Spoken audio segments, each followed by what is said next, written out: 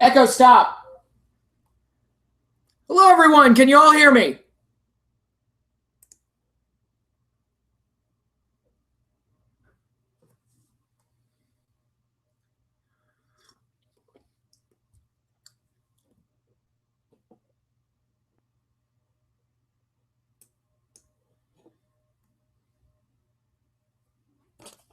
How's everybody doing on this fine Columbus Day 2018? We are Pro Wrestling. Welcome to the stream. How you doing, man?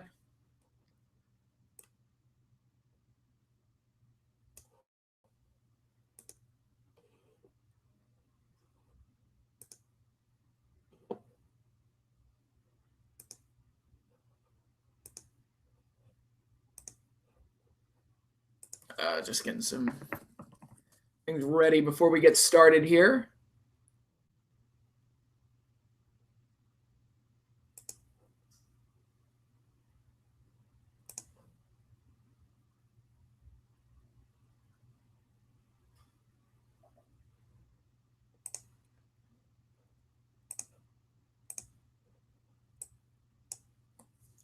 Finished the script for the Halloween Havoc 95 episode this morning. Oh, that's going to be fun. I'm sure. What was it like reliving that show? How much fun did you have with that?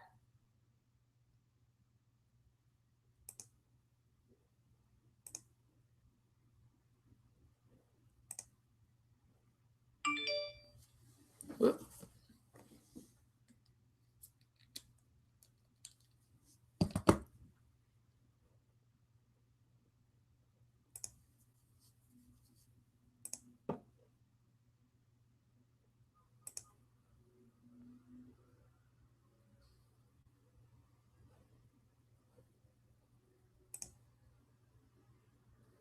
Jedi Alex, welcome to the stream. Yeah, it has been a while. Yeah, almost wasn't sure if I was going to get this one done this week, but it was nice to kind of get a break from the live streaming thing. Now I can come back to you guys a little bit more refreshed and give you something hopefully a little bit more special because I've got a couple surprises for you guys. This is going to be more than just Saturday night's main event and Clash of Champions, but I'll elaborate more in just a few minutes. My throat feeling better? Yeah, my throat feels a lot better. Well, it's weird. I didn't feel sick. It was, I never actually felt sick. It was just my voice was like cracking and was fading and I had trouble keeping up conversations. So I probably could have done a short video, but doing a live stream on Saturday, I would have been like, I would have been practically mute an hour in.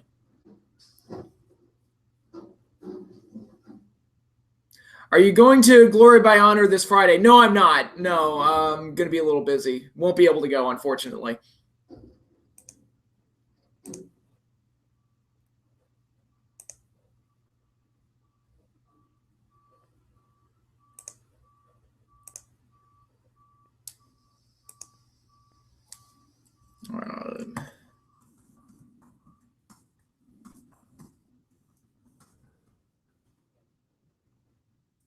All right, so how have you all been in the over 2 weeks since the last time I did one of these streams?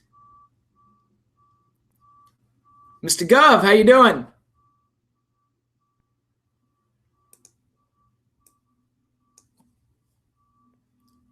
Young Stacks, welcome. Hey yo to you too. I think I'm wearing the right shirt to be saying hey yo, right?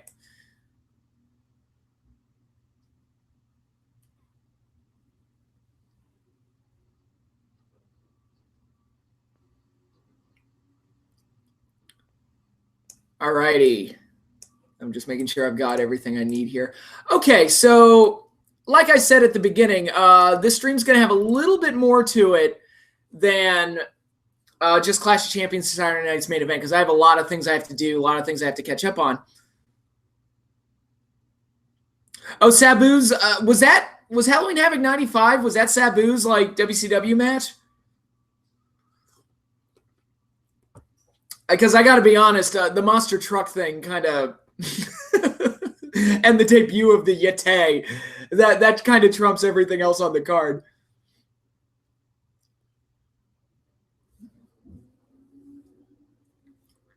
But anyway, there's going to be a lot of stuff in this video. So in addition to Saturday Night's Main Event 30, which would be the first of 2 editions of Saturday Night's Main Event on Fox, and Clash of the Champions 29, which deals with the fallout of Halloween Havoc 1994.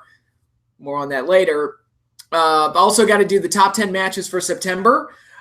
Week late, but I've still got to do it. And oh, that's right. It was Jerry Lynn. That was Jerry Lynn who wrestled Sabu in that match. Mr. JL, that's a stupid name. I mean, it's a bit on the nose, but whatever. But anyway, got to do the top 10 matches for September 2018. I also want to do a couple of special reviews for you guys because I felt bad about the live stream not taking place on Saturday. I've decided to do something I wasn't planning on doing. I was not going to watch WWE Super Show. That was my initial plan because I just had zero interest in it. But after I had to cancel the live stream on Saturday, I felt a little bad about it. It's like, all right, I'll watch Super Showdown, and when I do the stream on Monday, I'll include a review of the Super Showdowns just for you guys that are interested in hearing about what I thought of the show.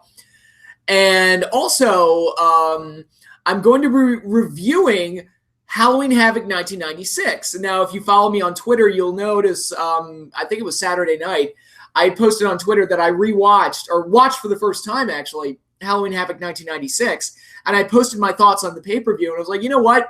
I'll do a classic pay-per-view review as well. So before we even get into Saturday Night's Main Event and Clash of Champions, we're going to be doing top 10 matches for September 2018, Super Showdown review, and a classic pay-per-view review of Halloween Havoc 1996. So let's jump right into all of that, shall we? God, hot chocolate tastes so much better when you put whiskey in it. I swear to God. Anyway, let's start with the top 10 matches for September 2018. Here we go. Alrighty, let's breeze right through this. Number 10, the over-the-budget Battle Royal from All In 0 Hour, the pre-show to All In. Really fun Battle Royal, especially with Flip Gordon's story of trying to get onto the card because the winner of this Battle Royal would get a Ring of Honor World title shot later in the show. Bully Ray looked like he'd won the thing and was the top heel throughout the thing. So really fun match, really entertaining. And then Flip Gordon got the win and moved on to the main card to face Jay Lethal for the title. So just a very entertaining match. I really enjoyed it.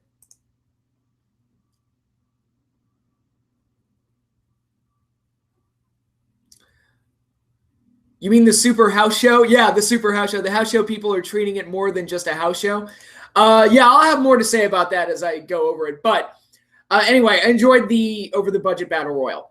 Number 9, Aerostar and Drago versus Jake Strong in a 2-on-1 nunchuck match from Lucha Underground, the September 28th episode. Bonkers match, crazy, wild, fun, little creative, and it continued to make Jake Strong look strong. So overall, just an entertaining match that continued Jake Strong's build to something bigger and better, especially with Ultima Lucha Quattro on the horizon. So I really enjoyed that match. Number 8, Johnny Gargano versus the Velveteen Dream from the September 5th episode of NXT. Excellent match and a big win for Velveteen Dream as he moves up the rankings. And it looks like he may be getting a title shot against Tommaso Ciampa in the near future. So keep your eyes open for Velveteen Dream and what's going on there. But a very entertaining match, and I was really happy that Dream went over, continuing his momentum from defeating EC3 at the previous TakeOver. Number 7, Jay Lethal versus Will Ospreay for the Ring of Honor World title from Death Before Dishonor 18. It was the main event of the show. Pretty good match. Not as great as I think a lot of people thought it was going to be, but still a very good match. Cool pairing. It was nice to see these two go at it, and the end result was something really entertaining and fun. So I enjoyed it. Number 6, from All In, Hangman Page versus Joey Janela in a Chicago street fight. I had never seen Joey Janela before, so this was kind of a fresh match to me right off the bat because I've never seen Joey Janela before. His valet, Penelope Ford, she really stood out for sure in the match. And it was just a good, solid, hardcore match, and another example of just how good Hangman Page has gotten this year alone. I mean, he's just going up, and it seems like the quality of his work just keeps going up and up and up. And I think Hangman Page has become a bit of a breakout star in 2018. Number 5, Ricochet versus Pete Dunne for both the North American and the UK championships on the September 19th episode of NXT.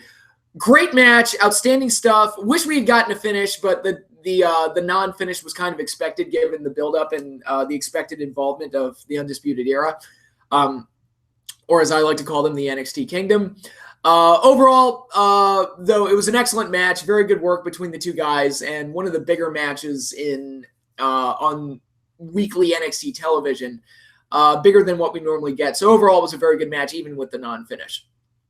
Number 4, Dolph Ziggler and Drew McIntyre defending the Raw tag titles against Seth Rollins and Dean Ambrose from Hell in a Cell.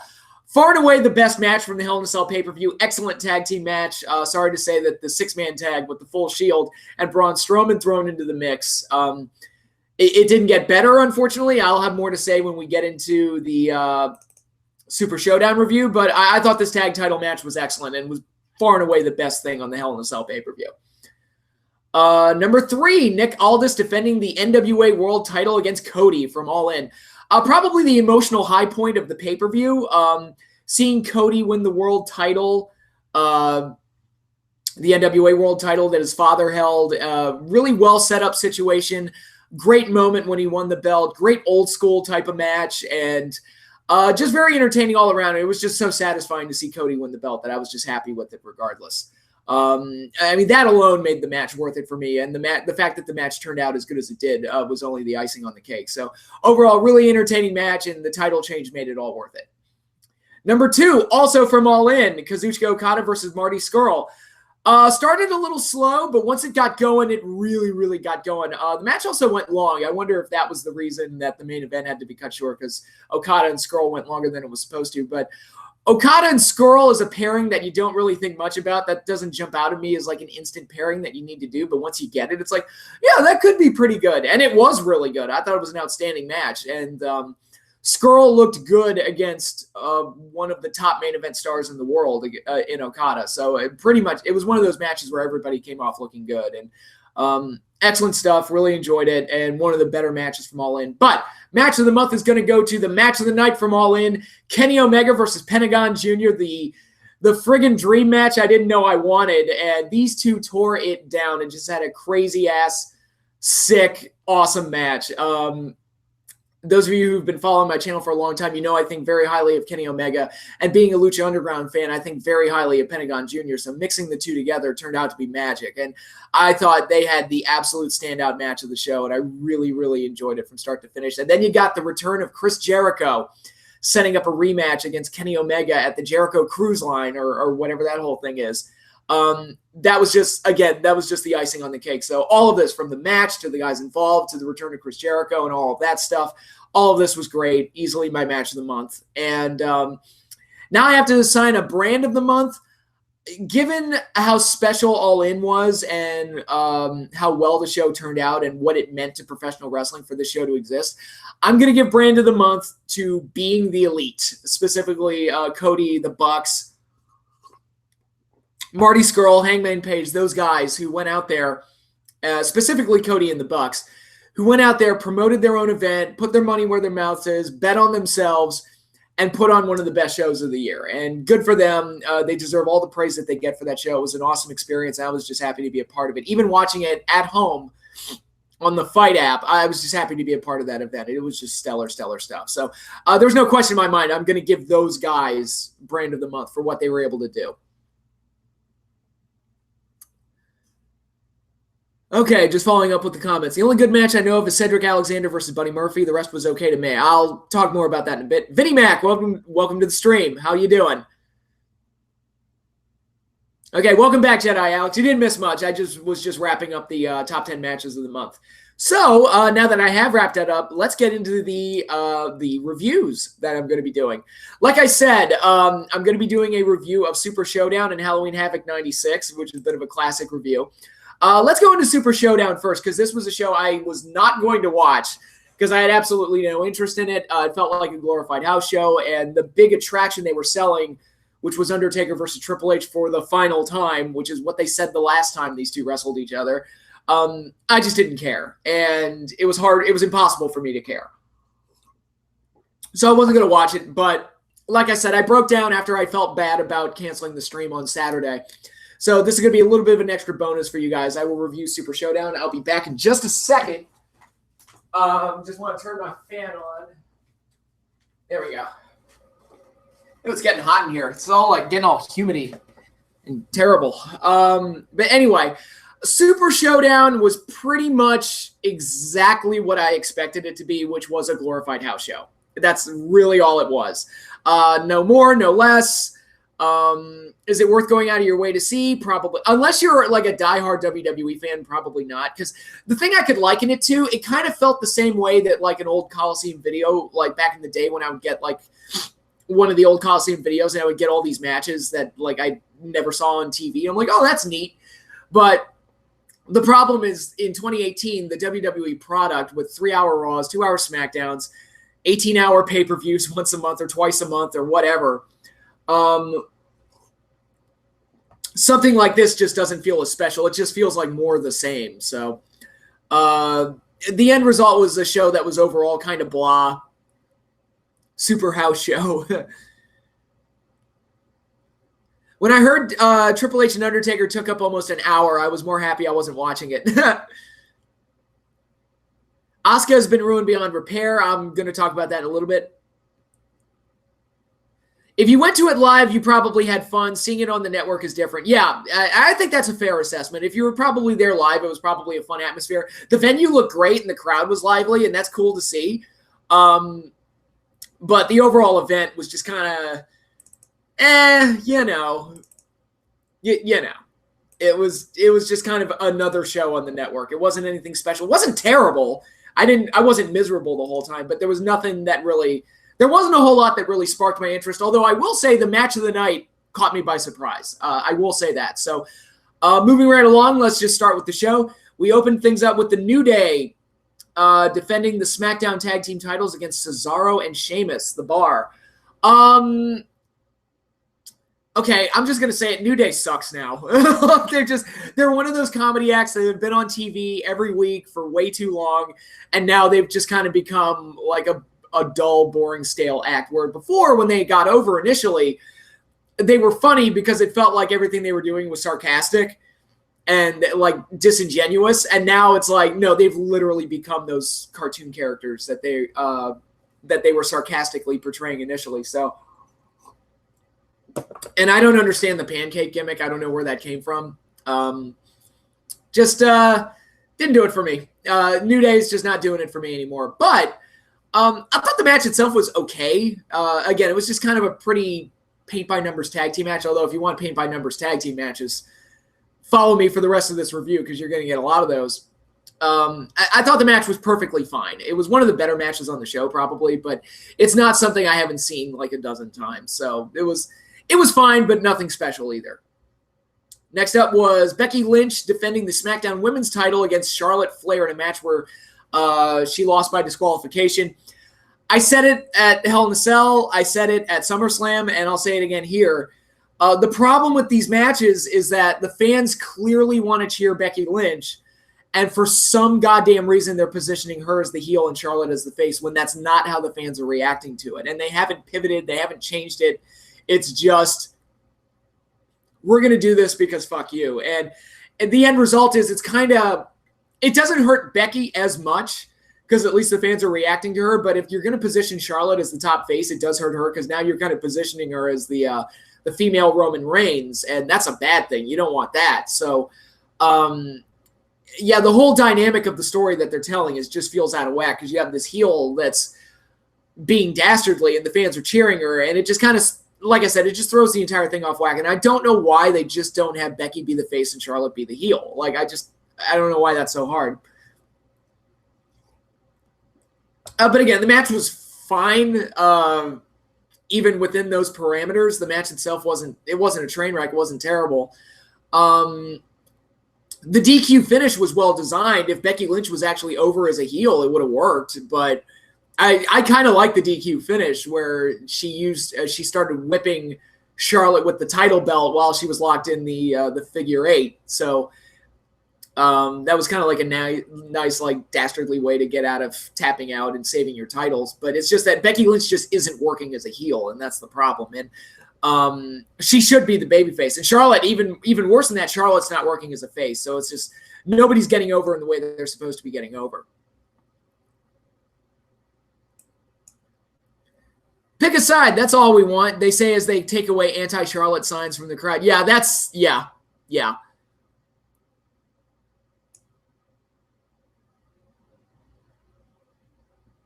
That would be like if they turned Rock heel in late '98 when he started getting red hot. Oh wait, that one worked though because the fans didn't turn on Austin, and it was clear that they were setting up Rock versus Austin. So, yeah, they would go along. The fans were going along with the Rock, and they were, the Saints sing along with the champ. And but you look at the baby faces he was working with. Nobody turned on Foley. Nobody turned on Austin. So you still had those strong baby faces to go up against this cool heel that the fans were kind of cheering. So it wasn't like damaging to do what they did there. But with Becky, it's like it makes it feel like they're deaf and blind and mute all at once. It's like, guys, what do you? Come on, read the room, motherfuckers.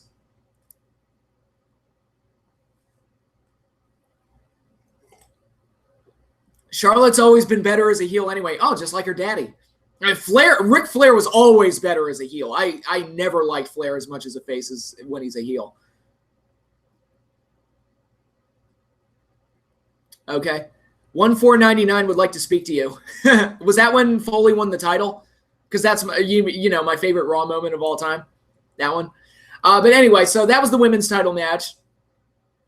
Then we got the most house show match on this entire show. Bobby Lashley and John Cena versus Elias and Kevin Owens. And again, I talk about like heels and why a lot of them don't work in the WWE these days. Elias and Kevin Owens come out and do the whole like spiel where Elias is going to perform for the audience right before the match and everything.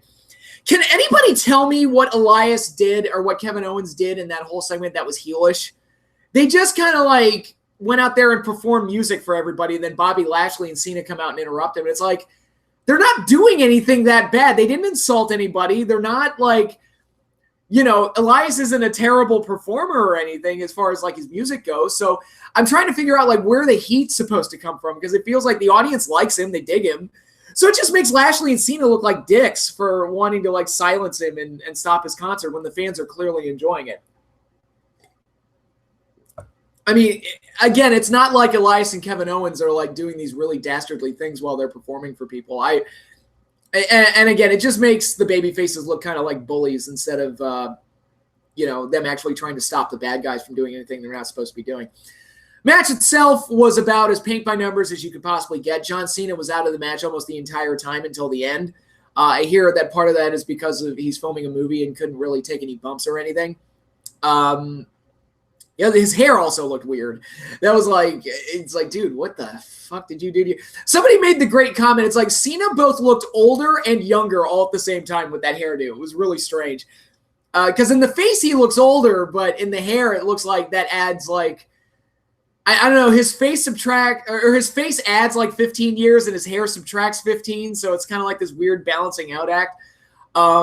But the hair looked weird. That's basically the point I'm trying to make. But anyway, they booked this match in a way where Cena was like the secret weapon and the thing that you wanted to see, where he gets the hot tag, comes in, does the 6 moves of doom, where now he has that friggin' jab as part of his repertoire, and it looked terrible, but whatever. But it's they booked the match in a way where Cena was supposed to be like the big star and like the secret weapon of the babyface team. I've seen matches booked like that before. Think back to Survivor Series 1993, the All-Americans versus the Foreign Fanatics. I love the booking of Undertaker in that match, where Undertaker didn't get tagged in the entire time. And when he finally gets tagged in at the end of the match, he just goes at it with Yokozuna and the crowd loses their goddamn mind. That type of thing works if you want to see the guy that they're holding back on, which would be Undertaker in that case. They did a similar thing in Survivor Series 1995, the Dark Side versus the Royals, which also was an effective way to use Undertaker. Here, though, I don't give a shit about John Cena, and I just want him to go away. Like, at the end when he took the mic, I'm like, is he going to announce his retirement? Because please announce your retirement. I want you to go away. So I don't want to see John Cena. So him getting the hot tag and doing his 6 moves of doom and getting the win, I don't really care. It's about as expected and formulaic as you could possibly get. So this match didn't do anything for me. It was just there to fill time. If you're a John Cena fan, you probably enjoyed this more than I did. But if you know me, you know I'm not a Cena fan at all. So this match didn't do anything for me.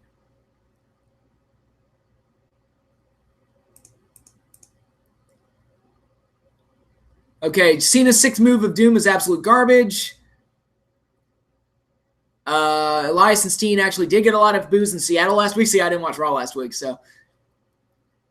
How dare they? How dare they what? Still better than the Cobra. Well, I mean, that goes without saying. Go away, yet he's barely there anymore. Yeah, and he still annoys me whenever he shows up. It's amazing. It's amazing the amount of heat that Cena gets with me, where just the mere look at him just makes me go, ugh, go away. I'm already sick of you. Cena won't retire until Mania 62. Oh, God help us all if that's the case. So, yeah, that was I think I've talked way more about the tag match than I should. Next up were the hometown girls, Billie Kay and Peyton Royce, the Iconics, taking on Asuka and Naomi.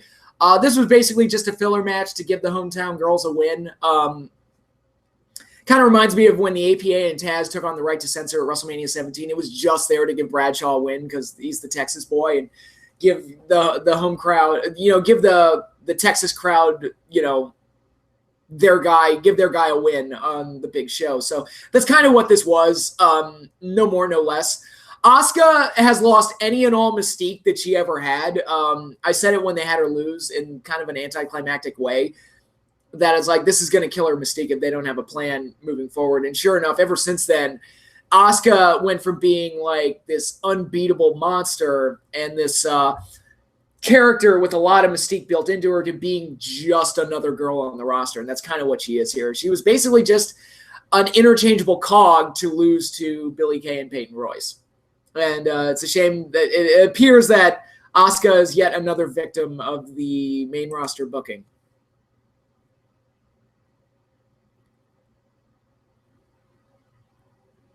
Me personally, Cena hate is stale at this point, just my opinion. I think Cena in general is stale. I mean, if he just would go away, we'd all be happier. I mean, I don't hate Cena because it's a bit. I just not entertained by the guy. Yeah, seeing what they've done to Asuka makes me sad. And yet people are excited about NXT call-ups. Well, yeah, sometimes they work, sometimes they don't. And Asuka's one of the ones that hasn't really worked, or at least that not since WrestleMania when she lost. All right, next up was the no count-out, no disqualifications match for the WWE title. AJ Styles versus Samoa Joe. If you watch my reviews of SummerSlam and Hell in a Cell, you know that my reviews of their matches weren't extremely positive. I thought those matches, I thought the SummerSlam match was okay. I thought the Hell in a Cell match was kind of dull. And I unfavorably compared them to their work in 2005, specifically their Turning Point 05 match in TNA, which I think is the best match they ever had together, which was kind of this perfect new age, at the time new age, David versus Goliath type of match. I thought that match is absolutely incredible, and I highly recommend you check it out because I think it's AJ and Joe at their very best with each other. I will say that I enjoyed this match more than I did their previous two matches. I think this is the best one they've had in WWE so far. It was a good match, not a great match, but they had a little bit more of a spark to it than they did in their previous two encounters. And overall, it was a solid match. I also like that AJ got the win with the calf killer, which was cool to see because that's a cool submission move, and I'd like to see him win more with that. So did enjoy that. I also noticed that they broke out some moves that they hadn't done in a while. Like Joe did the Coquina Clutch suplex to AJ, which he beat him with at, I believe, Sacrifice 2007, if I'm not mistaken, way back when, which was like back when they had that match in TNA. That was like their weakest match in TNA. And, I would still take that match above their current work in WWE with each other. But this match was really good. I think it was certainly their best one in the WWE. And AJ definitively beat Joe, so I'm assuming that's the end of the feud. And overall, just a good, solid title match. There's really nothing else to say about it. Surpassed my expectations, considering I didn't like the first two matches that much. Why didn't Joe win? What does Joe do now? He's lost way too much. I didn't think Joe was that great, so I'm not that upset about him not winning the title, but you know. Would you say AJ versus Joe was TNA Sting versus Vader? Maybe. I mean, that's a fair comparison. High Tide C22, welcome. The main roster tends to put all their eggs in one basket when they've got talents like Rude, Lashley, Ambrose, Nakamura, Sasha, and Asuka that can make them money. Yeah. Thankfully, we're getting AJ versus Bryan now. Yeah, I'm going to talk about that in a little bit as we move further down the card. Next up was the Bella Twins and Ronda Rousey versus the Riot Squad in a 6-woman tag team match. Again, it was kind of formatted in the same way as the Cena match earlier, where they kept Ronda out of it for most of the match. She gets the hot tag and then destroys everybody. But Ronda actually looked cool doing it, so I didn't have as much of a problem with it. The match was very formulaic, kind of dull. Brie Bella didn't kill anybody, which was nice.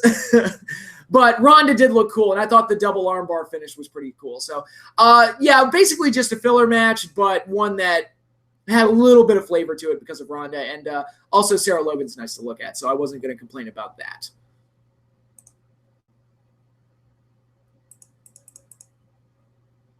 Okay.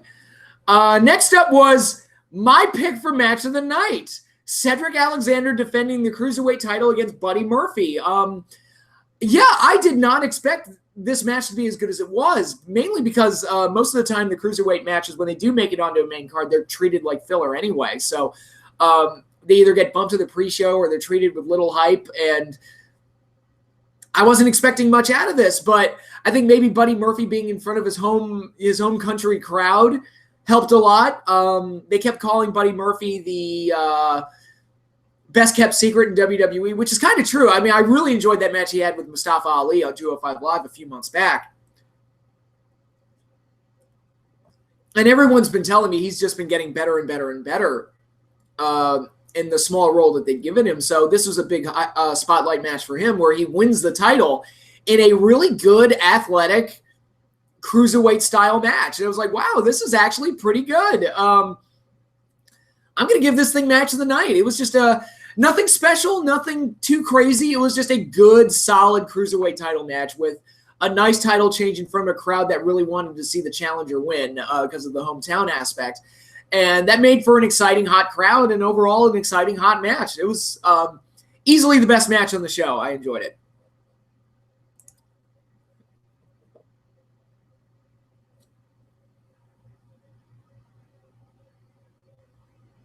Buddy Murphy is really good. So is Cedric. When you can let them go, they can outshine damn near anybody. Well, it certainly showed on this show.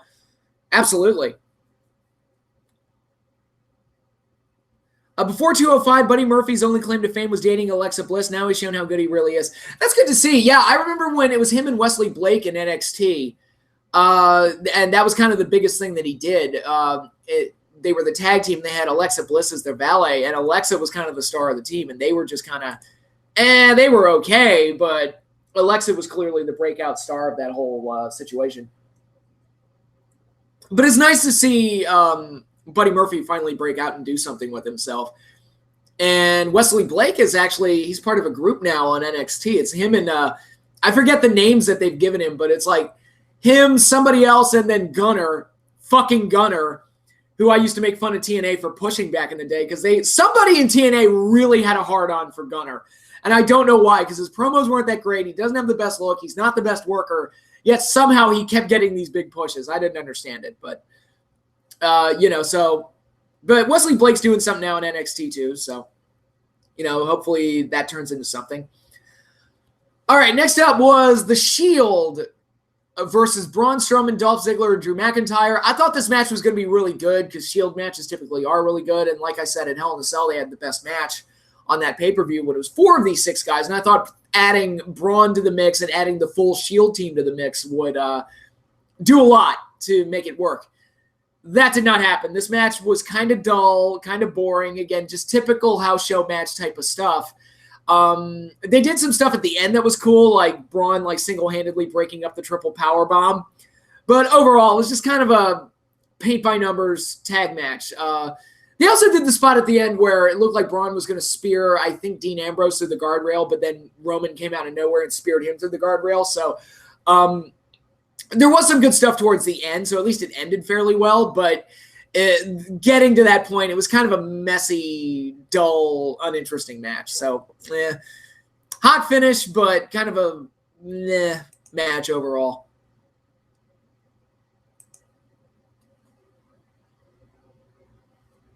Ever heard of Urangton Tree? No, I haven't. What went wrong? Gunner. He got pushed in the first place. All right. Okay, and next up, from there, we've got Daniel Bryan versus The Miz, with the winner getting a title shot against the WWE title. Now, this was weird because it went very quickly with Daniel getting a surprise roll-up on The Miz after about 2.5 minutes. That's not necessarily a bad thing. I don't mind them doing things where the heel gets humiliated and the face gets a big shock win over him. But it was done in such a way that was so anticlimactic and awkward that it didn't work for me. It just came out of nowhere and almost felt like they fucked up somewhere, because it was just, I don't know if they rushed to get home or whatever, but I think that was the planned finish based on Miz's reactions. But it was still like, what just happened? It felt very anticlimactic. Again, I don't necessarily have a problem with them doing something like this. It's just the way they did it. It wasn't executed real well. It wasn't like a cool short match, like, to use an example, like some of the Chris Benoit, Orlando Jordan matches, or like some of Goldberg's matches, or Ultimate Warrior versus Honky Tonk Man, or something like that. It was just kind of like they wrestled around for a bit, and then Daniel just rolled him up out of nowhere, and that was it. So it felt like a very incomplete story to me, especially after they put so much into Daniel Bryan wanting to get that big win over The Miz. It felt somewhat anticlimactic.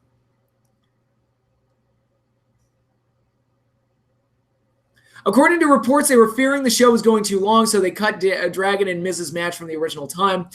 Yeah, that's the match that needed to be cut, not the main event. I'll get there in a minute. Could Bryan versus Miz still potentially be a great WWE title match at Mania 35? Maybe. I don't know.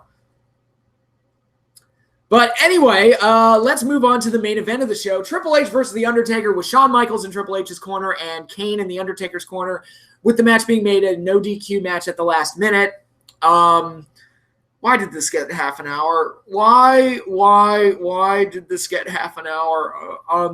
Bell to bell time, half an hour. I'm not even counting the entrances and all the stuff that happened afterwards. So when you look at all that combined, it was almost an hour that these two got. I'm not going to say that this match was as bad as some of Taker's recent efforts, like the match with Roman at WrestleMania 33. Was that 33? Yeah, WrestleMania 33, and the match with Lesnar at 30, or the match with Shane at 32 until Shane almost killed himself on that dive. I mean, you want to talk about one spot saving a match from being one of the worst of all time. That match epitomizes that. But I'm not going to say this match is as bad as those, but it still wasn't great. It wasn't even good. It was a long, meandering, kind of dull with a few bright spots type of match. And I'm just sitting there wondering, again, Undertaker looked old and puffy and huffy and puffy, and he didn't botch up a bunch like he did against Roman Reigns, but he looked old and tired to me, and dragging the match out for half an hour was probably not the best way to go. Triple H looked okay. Shawn bumped better than anybody else in the match. But Undertaker just looked so bad that I was just at a point where it's like, why are we stretching this out? Do we need them to brawl through the crowd? Because the brawl through the crowd was really dull, very boring. You're thinking about things that they could have cut from this match. That whole sequence could have easily been cut. You wouldn't have lost anything. It was just a long, drawn-out match that was kind of trying to be like a wild free-for-all, but it was the most boring, like, wild free-for-all I think I've ever seen. So, again, I'm not going to say it's one of the worst matches I've ever seen, but it was just another reminder of me just begging and pleading for Undertaker to retire. But we're getting DX versus Brothers of Destruction next. Oh boy, that one's coming. Can't wait to see what they do in that one. All right. Well, of course you can't cut time from the Triple H match. Shouldn't you know that by now? Fair. Taker versus Roman is probably still Taker's worst Mania match to me. The Boss Man Hell in a Cell match is up there too, but yeah, that Roman match was just depressing.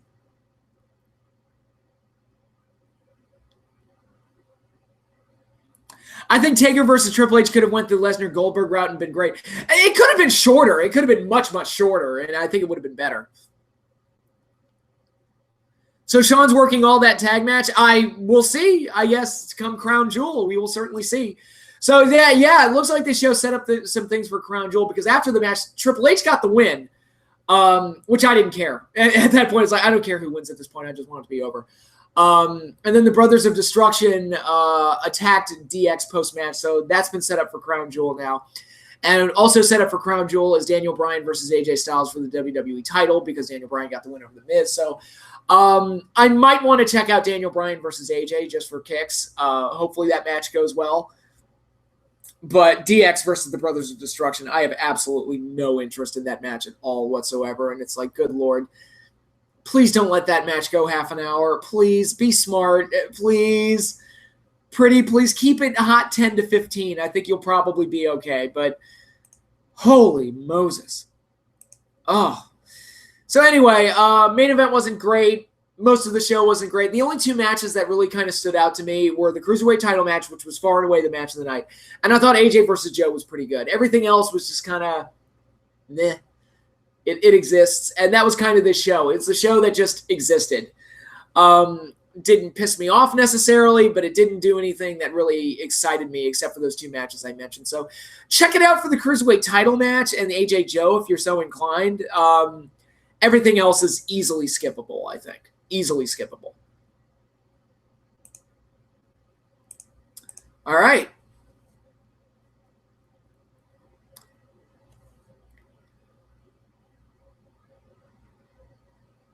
For all the shit WCW gets for age in the cage, Hogan and Piper are both younger than Taker, Kane, and Triple H and Shawn are now.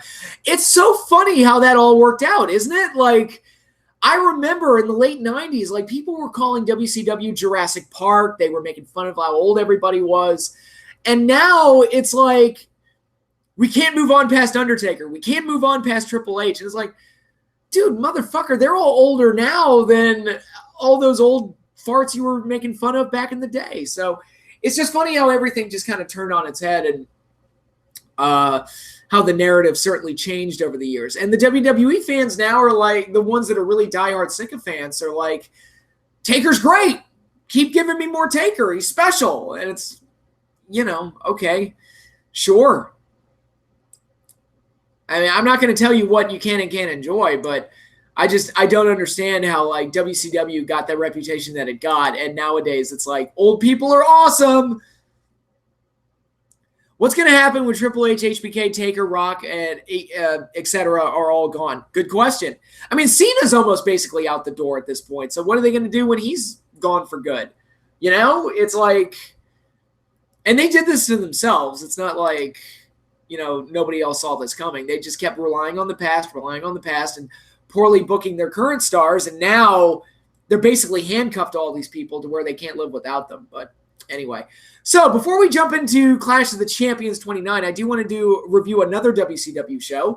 That would be Halloween Havoc 1996, a show that I watched Saturday night. I had never actually seen this pay-per-view before. And the reason I watched it, just to let you all know, my top 10 for the month of October is going to be my top 10 favorite Halloween Havoc matches. So I was kind of putting a list together, and then I realized, oh my God, I've never actually watched Halloween Havoc 96. So let me watch that show and see if it changes the top 10 list at all. So you'll be getting that video later in the month. He's fat. I remember a year or so ago, there was a rumor that Triple H was seriously considering contemplating in-ring retirement. You know, Triple H doesn't look that bad. That's the thing. Like, Triple H doesn't look that bad. Taker, fuck. Go away. You know. But anyway, let's pull up the card for Halloween Havoc 1996 just so I can remember it. Now, a lot of the online reviews that I've read for Halloween Havoc 96 said that the show was average and or bad. Like, a lot of the people were kind of hard on the show. Some people thought it was okay. I've never heard like any glowing reviews for this pay-per-view. The main event got crapped on and various other things. I'm here to tell you right now, I got a kick out of the show. I enjoyed it. Now, I know that there's a lot of things you can beat up WCW for, and I know there's a lot of pay-per-views you can certainly say were crap from WCW. Sold Out 97 comes to mind. Starrcade 97 comes to mind. Almost every pay-per-view they put on in 99 comes to mind. But this show, I enjoyed it. Pretty much top to bottom. I don't think there isn't a whole lot on here I would describe as like a match of the year candidate or anything like that. But as a thoroughly entertaining show from start to finish, top to bottom, I thought it was a really entertaining show, and I was enjoying it. I dug almost every match on this show. So I enjoyed the pay-per-view, and I'm going to go through every match one by one and explain why I enjoyed every match on this show. So starting with the opening bout for the Cruiserweight title, Rey Mysterio Jr. defending against Dean Malenko. Now, I've been somewhat critical of Dean Malenko in the past. He's a guy that's so technically sound. Like, he's about as technically sound in the ring as you could possibly expect anyone to be.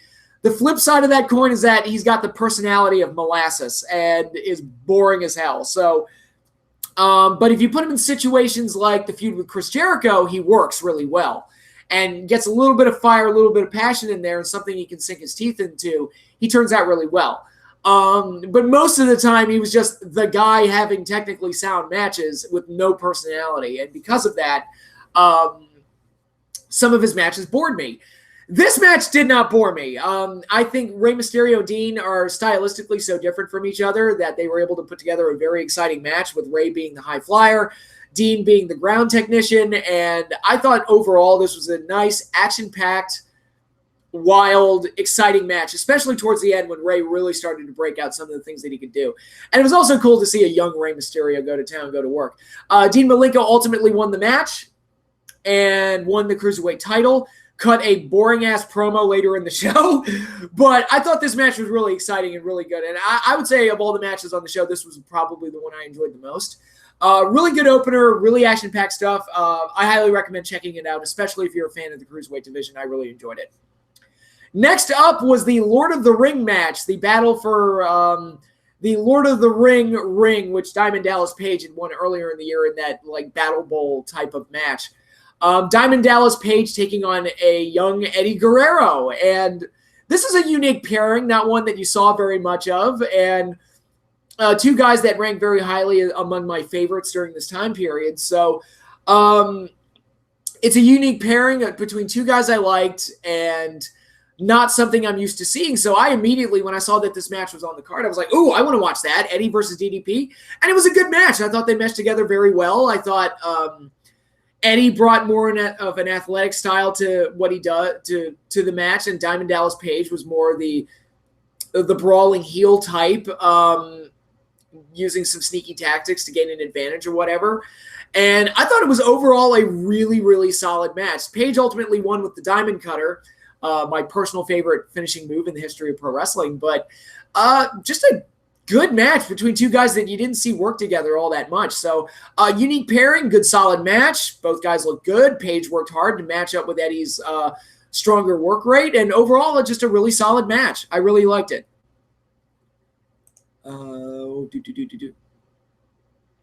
Malenko was number one in the PWI 500 in 1997. Yeah, and I disagree with that because it's like,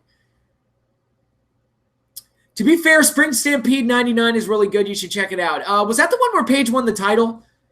I think that was the one where Page won the title, right? Because if so, yeah, I marked out for that for sure. Taker at this point looks better in shorter matches, not longer matches. I agree. I would want Dean Malenko and William Regal to train me in the ring. Yeah, I would want them to train me how to do the moves for sure and how to be technically sound and make the stuff look good. But I wouldn't rely on Malenko for personality. Now, Regal, that dude had personality, and I would definitely borrow some stuff from him. How will Rey Mysterio be remembered when he retires? As one of the more unique talents around, like one of the best cruiserweight talents around. great high flyer, very unique talent. I think Rey Mysterio is going to be remembered very well. All right, now let's see what came after that. All right, next up we had the Giant versus Jeff Jarrett subbing for Ric Flair, who was supposed to face the Giant but got injured. And the whole story of this match was that the Giant was going to try and injure Jeff Jarrett with a chokeslam, and Jarrett vowed that he would not get chokeslammed in this match. Now, you've pitched this pairing to me. You have a young, still green Giant, would ultimately grow into being the Big Show, but he was still pretty green at this point, going up against Jeff Jarrett, who I think is a very underrated worker, but not somebody that I would trust to put in there with like a Giant type of guy because he doesn't bump all that much. So I wasn't confident that this match would be very good. I thought the match was pretty damn good for what it was. I was like, you know what? It was a perfect David versus Goliath type of thing. Jarrett sold the Giant size very well. And the whole idea of Jarrett like refusing to be chokeslammed by the Giant and getting out of it at every turn definitely gave the match kind of a storyline throughout the whole thing. And Ric Flair was in Jarrett's corner, which always helps because Ric Flair is Ric Flair and always very entertaining. And the match ended with disqualification where the Giant was going to chokeslam Jeff Jarrett outside the ring and injure him, which would play into the finish of the main event. I'll more on that later. But the chokeslam outside of the ring was played out like it would actually like really injure somebody. So to save him, Ric Flair low-blowed the Giant, and that got Jeff Jarrett disqualified, which kind of protects the Giant from taking a loss as this big, scary Giant man, and also gives the babyface something as the Four Horsemen came down to the ring and chased off the Giant later on. So for once, the baby faces were able to kind of get over on the NWO even in defeat. So good stuff. I thought this was kind of one of the surprise hits of the show. I really enjoyed this match. How will you remember William Regal? As a great worker and as a hilarious personality when he's allowed to cut loose and be that guy. Next up after that, we had another unique pairing. Six, formerly the 1-2-3 Kid, Sean Waltman, taking on Chris Jericho, a very young Chris Jericho, fresh-faced, white meat baby-faced Jericho.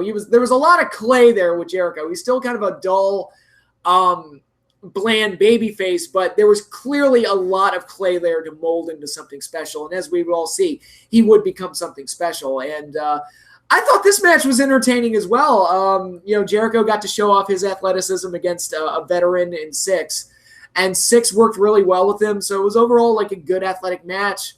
And you had like the additional storyline of the injured referee, Nick Patrick, possibly costing Jericho the match by being unable to make the 3 counts as efficiently as he normally would. And that ultimately cost Jericho the match and set up that whole thing there with Nick Patrick ultimately becoming like the NWO referee. But overall, I thought it was a really good, solid match. And, again, you had the veteran guy and Sean Waltman and kind of helping out this young, fresh-faced babyface in Chris Jericho. And Jericho looked good in this match and just a sign of things to come. And that was also one of the things I enjoyed about watching the show was seeing some of the younger guys, like a young Rey Mysterio, a young Eddie Guerrero, a young Chris Jericho, and getting to see all those guys at this stage of their careers was really fun for me. Versus Umenga. Also during that time, the Giant had possession of the U.S. title. He had possession of the belt. He wasn't actually the U.S. champion, but yes. And Regal is the best modern-day WWE GM. Yes, he is, which isn't saying much. But next up was a match that felt like it could have come from an NWA card in 1988. Lex Luger taking on Arn Anderson. Lex Luger would get the win with the torture rack. And, yeah, these two meshed well together. I thought this was, again, just a good, solid match where Anderson brought the classical wrestling work to the match. And Luger still had a great look at this point, still had a lot of flair and a lot of charisma with him at this point. Was set up as one of the top baby faces to take on the NWO. And to that end, he gets the win over Arn Anderson and looks good in the victory. And Arn was one of those guys that could work well with almost anybody. The Renegade being an obvious exemption to that rule. But I thought this was a really good match, and I liked how it played out. It made Luger look like $1 million, which is something that if you want to trust somebody to make Luger look like $1 million, Arn Anderson is definitely the guy to go with.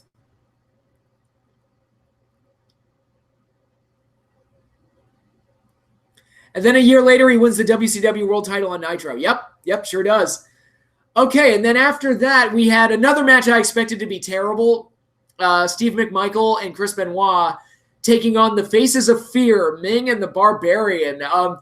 It's hard to believe that the Dungeon of Doom was still around while the NWO was being featured, but that's certainly the case. The Dungeon of Doom was still a thing in the early days of the NWO, and they were feuding with the Four Horsemen at this point. So you had Steve McMichael, Mongo. Never mind that shit. Here comes Mongo. A young Chris Benoit with Nancy Sullivan in his corner, which is awkward looking back on it now. And they took on Ming and the Barbarian, who was like this good bruiser tag team, even at this stage of their careers. But I wasn't expecting much out of this, mainly because of Mongo, mainly because, by 1996, you think of Haku and the Barbarian as being kind of old. I thought this match was pretty good. I thought it was pretty good. Again, Benoit certainly helped a lot, but I thought Ming and the Barbarian worked well together as this bruiser power team that just threw guys around and did diving headbutts off the top rope and everything. And Benoit played the face in trouble really well, and Mongo McMichael actually added some flavor to the match. Again, being in tag matches, he was able to do that a lot better rather than putting him in singles where a lot of his weaknesses were exposed. But I thought this match turned out pretty well, much better than anyone would have ever expected it to. The Horsemen get the win, but get beat down post-match by the Dungeon of Doom and the Taskmaster, who gets some level of revenge over Chris Benoit in the midst of their feud. One of Arn's last matches. This was towards the end for Arn, wasn't it? I don't know if this is true, but I heard Ming is a car salesman. Blazing Saddles reference. I love Blazing Saddles. That movie's amazing. For Mongo, I mean, Mongo alone makes that movie worth watching.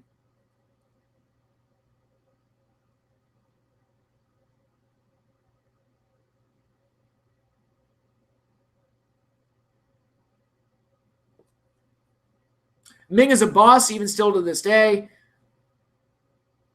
Do you think Mongo would have worked better as a hot tag guy? Not necessarily a hot tag guy, but I think he worked better being able to tag in and out with somebody. I've never seen Blazing Saddles as a good. I think it's amazing, but it's very un-PC by today's standards. Did you see way worse matches ever since you made your top 25 worst matches of all time? I don't think I ever did a top 25 worst matches of all time. I don't remember doing that. You shoot him, you'll just make him mad. That's, it's funny, that whole, that line that Gene Wilder has against Mongo. It's like, no, don't shoot him. You'll just make him mad. I've made that same joke about Haku and, how tough Haku is and a lot of the stories about him. Candygram for Mongo. Candygram for Mongo. He was nothing. The bitch was inventing the Candygram.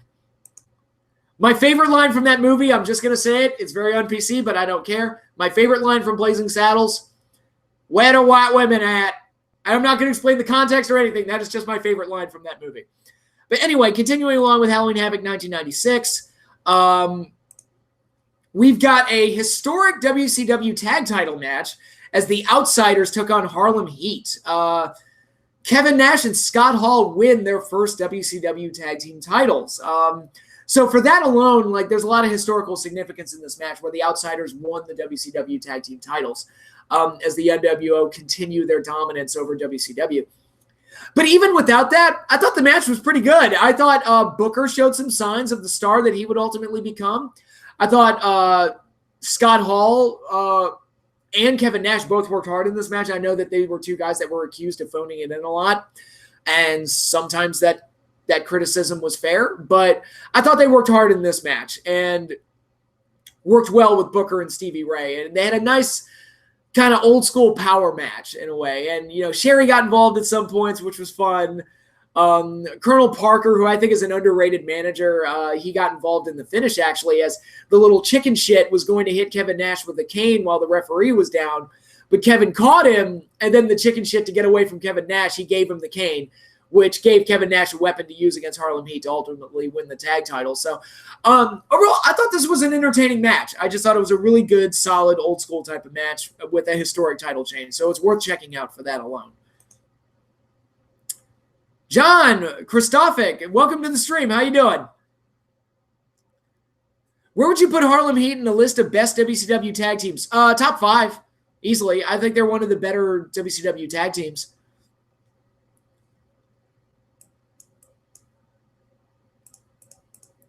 Yeah, I should try my top 25 worst matches of all time. Minoru Suzuki's another one. Yeah, one of the legit toughest guys in wrestling. Blazing Saddles, Airplane, or the Naked Gun? Blazing Saddles. Of those three, that's the one I would pick. Airplane is a close second, but I would go with Blazing Saddles. Naked Gun is pretty good. I don't think it's as good as the other two. And I like Police Squad. I like the Naked Gun movies, but I think Blazing Saddles is on just another plane, and Airplane is like kind of slightly below Blazing Saddles.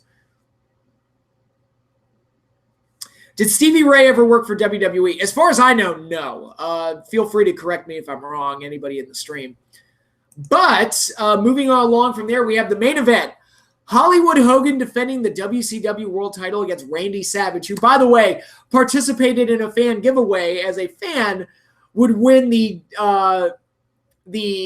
Slim Jim Macho Man monster truck. I don't know what any human being would want a monster truck for, even if it has Randy Savage on it or not, but they did that giveaway during the show. So catch that segment throughout the show where Randy Savage announces the winner. That's hilarious. I mean, I would want Randy Savage to announce me as the winner to something, you know. Now, a lot of Hollywood Hogan's matches in WCW were heavily derided, and in some cases it's fair. You look at, again, Starrcade 97, the match with Warrior at Halloween Havoc 98. Actually, if you look at Hogan's run at Halloween Havoc, it's some of the worst matches in WCW history. 94 against Flair in the cage match was okay, but not great. 95 against the Giant, you had the Sumo Monster Truck situation, which was stupid, and the match was terrible. And then you had the debut of the Yeti. So, I'm sorry, the Yeti. So, one of the worst moments in WCW history for sure. Then in 97, you had the match with Piper in the steel cage, which a lot of people have made fun of. It's like, oh, look at these two old guys having this shitty cage match. It's like, well, yeah. And in 98, he had the match with Warrior, which is remembered as being one of the worst matches of all time. And then in 99, he was wrapped up in that whole weirdo situation with the title with Goldberg and Sting, and that was very awkward and didn't really get over the way they wanted it to. So, Monster Truck. Don't mention monster trucks. Corporal, get me a copy of Spaceballs, the movie. Yeah, that was the situation where he laid down for Sting. Savage should be your priest at your wedding. I would love that. I would love Savage to marry me. That would be great. To be like the guy that would be the minister of ceremonies for my wedding. That would be awesome. But anyway, so Hollywood Hogan had a lot of bad matches, is basically the point I'm saying. And some of the reviews I read of Halloween Havoc 96 said that this match was also bad. I disagree. I enjoyed this match. I don't care what anybody says. This match was entertaining. It was fun. And the main reason it was entertaining was because Hollywood Hogan was such a shit heel. The antics he was doing in this match made me hate him and love him all at the same time. It was very Shawn Michaels, 97-esque in a way, where he was just such a piece of shit. And it made me hate him, but at the same time, I was laughing. So it worked. For whatever it was, it worked. And the main thing he did in this match was when he came out and he was coming off a movie set. He was filming Three Ninjas, and the movie required him to wear a hairpiece. So he enters the match wearing a fucking hairpiece that looked so annoying and made me want to just rip the goddamn thing right off of his head. And it really reminded me of that episode of Seinfeld where George was wearing the toupee and Elaine ripped it off his head. It was like, I don't like this thing, and threw it out the window. One of my all-time favorite Seinfeld moments. And I just wanted Elaine to just rip that thing off of Hulk Hogan's head in this match because it just irritated me, but it made me laugh all at the same time. So, and Hogan was doing all these things where he was strutting around the ring doing this and taunting the crowd and just having a ball out there. I'm like, my God, this was such an entertaining match. And I loved Hollywood Hogan in this thing. He was such a great, perfect shit heel. And I got a kick out of this match. I really did. And And had I watched the match in 1996, the way they executed some of the drama, I would have been kind of on the edge of my seat, like, oh my God, is Savage going to win the title? Is Savage going to win the title? Because at points it looked like Savage was going to win. Ultimately, he didn't. The Giant came down to the ring and to assist the NWO.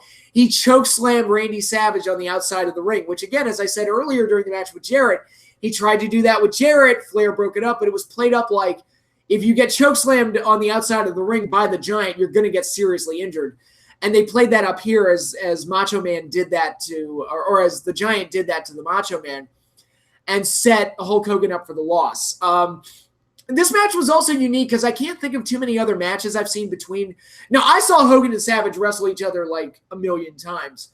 You could say it was one of those pairings that they did too much, but almost every time I saw them work with each other, Hogan was the face and Savage was the heel. Best example being WrestleMania 5, which is still my favorite match that they ever had together. I think that match is a classic. This one was nowhere near as good as that, but it was interesting to see a match where Hogan was clearly the heel and Savage was clearly the babyface. And I overall thought it was a pretty good match. I enjoyed it. I really enjoyed the match. Hogan got the win. Also, be sure to catch Hogan got knocked out before the Giant helped him cheat to win. Be sure to catch the Giant walking out with a giant ice bucket. And the gimmick was he was going to pour the ice bucket on Hollywood Hogan to wake him up. But he kind of stumbles over Miss Elizabeth going out to the ring. And if I have one fault with the match, speaking of Liz, if I have one fault, they tried to play up Miss Elizabeth in the drama. Is she going to help Hogan or is she going to help Savage? Basically choose between business or the man that she potentially still loves. But it didn't really play into the finish that much. So it was just kind of like a hanging story thread that didn't really pay off. But other than that, I enjoyed the match. But be sure to catch the spot where Giant's carrying the ice bucket to the ring, and he kind of stumbles over Liz and spills half the ice bucket. It's easy to miss if you're not looking for it, but it definitely happened, and it's kind of funny. So be sure to check out that little botch. Again, just catching up with the comments here. How can there still be a copy of Spaceballs the movie? We're still in the middle of making it. Was Hogan a better heel or a face? Hard to say. As a worker, I thought he was a better face overall. As a character with promos, I liked him more as a heel. So it's a shame that you couldn't mix the two. I like your NWO shirt. Thanks, man. Very appropriate to talk about Halloween Havoc 96. Spoiler alert, Meltzer only gave that main event 0.25 stars. Well, fuck him. He's wrong. I enjoyed that match. I just arrived in the chat. What's happened? Basically, all I've done is list my top 10 matches for September 2018. I reviewed WWE Super Show, and I reviewed Halloween Havoc 1996. I think this was their first one-on-one match in WCW. Yeah, and it was a good one. I enjoyed the match. Meltzer can fuck off. I liked the main event, and I liked Halloween Havoc 96 overall. So if you're looking for a hidden gem of WCW pay-per-views, again, not a lot of match of the year candidates or anything like that, but as a thoroughly entertaining show from start to finish, I enjoyed this show. Way more than I did WWE Super Show, if that counts for anything. Too sweet! You know more about wrestling than Mike Tenay. That is not true at all. Mike Tenay knows way more than I do. Way more than I do. But I think that wraps up everything I was going to do. I've been on the stream for almost an hour. I haven't started Clash of Champions or Saturday Night's Main Event yet. So let's go ahead and get started. We're going to watch Clash of the Champions 29. I was going to say 1999. That doesn't make any sense. Clash of the Champions 29, which happened on November 16th, 1994, and deals with the fallout of Halloween Havoc 1994. You are right. I forgot to talk. Oh, my God. I'm rushing. I'm just rushing. Thank you, We Are Pro Wrestling, for catching me. Another huge thing that happened in Halloween Havoc 96 was actually the ending. Rowdy Roddy Piper made his WCW debut and cut a promo on Hogan. A scathing promo on Hogan. The pop for Piper was great. I liked him on the stick here. The things he said about Hogan were great. The interaction was great. The pay-per-view feed cut before they could finish, which was an unfortunate thing. But overall, I thought that came off really well, too. So good matches start to finish, a hot opener, an entertaining main event, a historic title change, and and a huge surprise to end the show. So it's good pay-per-view. I thought it was a good pay-per-view. And if you're a Roddy Piper fan, check that out. His debut was great. I'm the only guy you've never been able to beat. And that's true, because all their matches ended in schmazzes and dusty finishes. So he never conclusively beat Piper up to that point anyway. So, I liked that whole return for Roddy Piper. And again, if you're a Piper fan, one of the best moments of his career was his WCW debut. So, was it weird seeing Savage wrestle in the 90s because he was such an 80s icon? Not really, because Savage, he still stayed good for a while. What did you think of the Piper promo and appearance? I just said it. I thought it came off really well. I really liked it. John Enigma, welcome to the stream. How you doing? Everybody's coming on just in time for Clash of Champions. Okay, so I'm on Clash of Champions right now. I'll give you guys a few minutes to catch up if you want to follow along on the network. It'll be the last episode of 1994, November 16th, 1994, Clash of Champions 29. I love Starrcade 97. Well, somebody has to. But I'm going to take a quick break to get some water and get my voice back together. So I will be right back. We're going to start Clash of Champions 29 right after I get back, so don't go away. I should only be gone for a few minutes, I promise.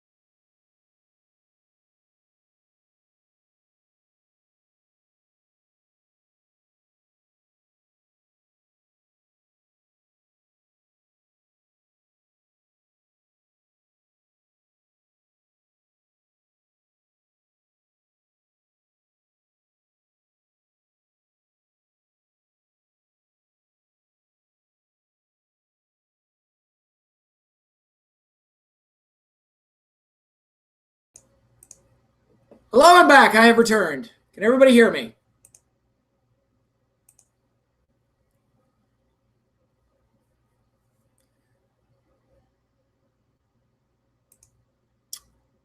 Okay, when would you say was a good time for both Piper and Savage to retire?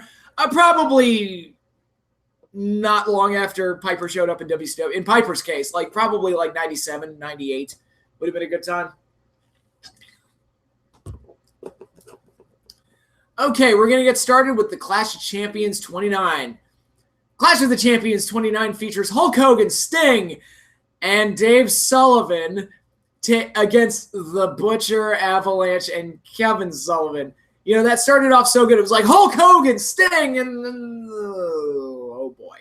Yeah, so this, again, like I said, it takes place right after Halloween Havoc 94, where Brother Brutus Beefcake, was revealed as the masked man that had been attacking Hulk Hogan. And this is the early stages of forming the Dungeon of Doom, which would be the big alliance that would try to take down Hulk Hogan.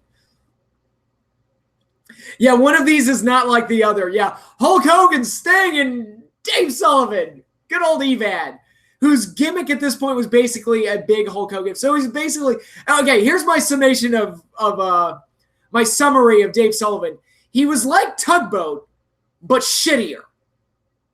Try to imagine that. He was a shitty Tugboat. That's Dave Sullivan. Which was more surprising, Piper appearing in Halloween Havoc 96 or Mania 19? I would say Halloween Havoc 96, because Mania 19, they kind of spoiled it, because people don't remember this, but Piper did an interview segment to hype up Hogan versus McMahon at WrestleMania 19. So when I saw Piper in that interview segment, I was like, so he's going to show up at WrestleMania, right? And sure enough, he did. Rumor has it the Masked Man was supposed to be Curt Hennig. Well, that would have been better.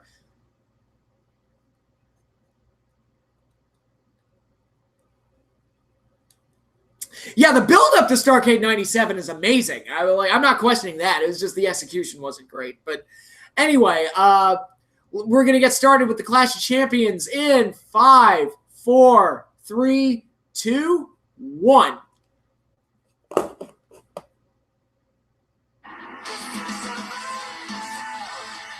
The Mae Young Classic. I have still not watched any of the Mae Young Classic, by the way. Hogan, we have been involved in it for one reason. We believe in the Hulkamania.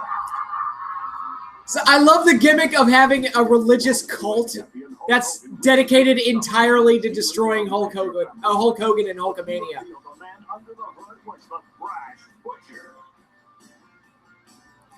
The Mae Young Classic has been awesome. I have not watched any of it yet. I'll have to get caught up on it. Sting dashed down the aisle to defend the champion's honor and will do so again tonight, along with Dave Sullivan, the #1 Hulkamaniac in this 6-man mayhem. The #1 Hulkamaniac, Dave Sullivan. Oh, Mr. T is the special guest referee. I forgot he refereed this match. Okay, so this is probably the start of where Hogan's influence was really starting to have a negative impact on WCW's creative. Because prior to this, Hogan did bring a spark and some good business with Bash of the Beach and the feud with Flair. But now it's like we're seeing Brutus Beefcake in a main event spot heading into Starrcade. We're seeing the Dungeon of Doom show up. We're seeing guys like Honky Tonk Man show up. And it's starting to uh-oh. I thought you were the #1 Hulkamaniac. I am not. No. Hogan, it's very simple. You turned your back on your good friend. All your life you've done that. But remember the last Clash of Champions, you went to the hospital because some masked man came out and used a pipe on your leg. That masked man is your best friend, the Butcher. Well, he's got Kevin. How many best friends turned on Hogan? Andre, Savage, Beefcake, friggin' Sid Justice, which that was the point where I was kind of getting tired of it. Orndorff was another one. 5 or 6 at least. Big deal, Hogan. You lost a good. How long do you think they were planning to do Goldberg versus Lesnar at Mania 20? I think that was something they probably had planned from the moment Goldberg showed up in WWE.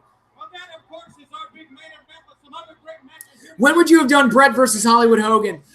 Probably Starrcade 98. Yeah. Shawn Michaels. Yep, that was another one.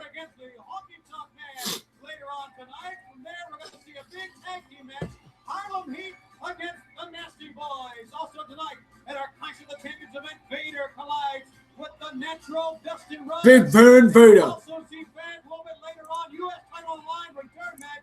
Hacksaw Jim Duggan will defend against Stunning Steve. There's a clash of eras. Friggin' Hacksaw Jim Duggan versus Steve Austin. That's such an odd pairing now. All right, thank you very much, Tony Schiavone and Bobby the Brain Heenan. What went right? Biollante. Great design, excellent special effects work, and just a dedication to executing said monster. Here inside the Coliseum in Jacksonville. Tugboat did turn on Hogan when he joined up with Natural Disasters, but that wasn't played up for a huge angle. So,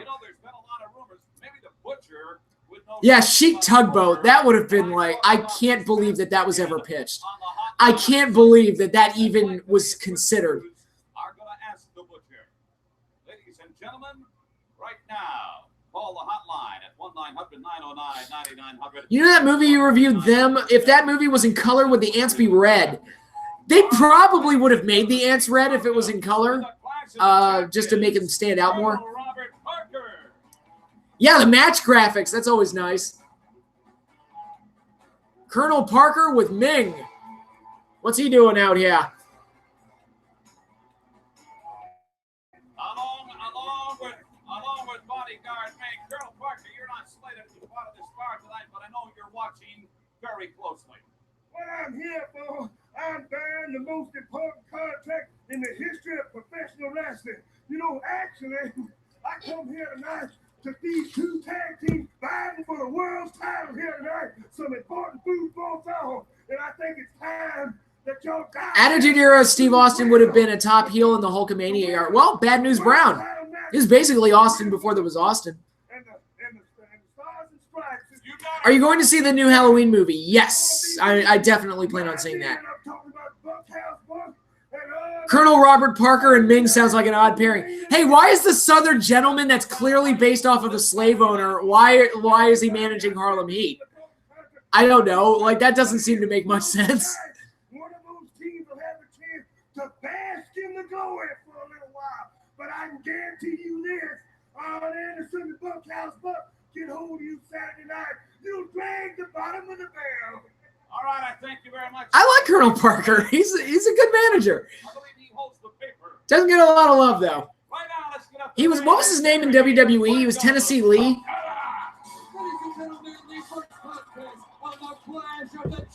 How would Vince direct a Halloween movie? Well, he would have the babyface kill the monster in the first 5 minutes. Because you got to send he would never, ever, ever consider having, like, the heels go over at the end of a horror movie because you got to send the fans home happy. He would have hated the ending to the original Halloween. What do you mean? The monster's still alive? What? That doesn't... What, she's crying? Why is she crying? Gotta send the fans home happy. God. Marcus Bagwell and the Patriots. Stars and Stripes.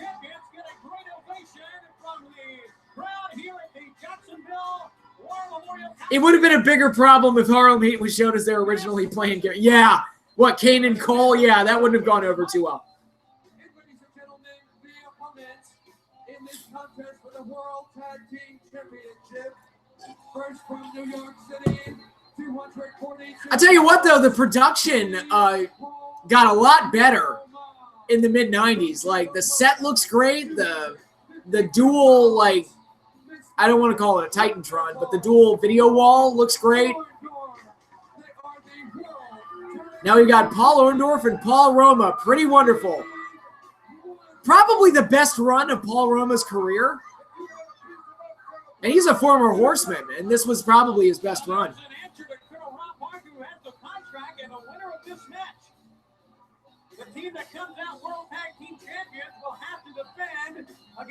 I like the NWA stuff in WWE. I don't care. Well, somebody had to like it.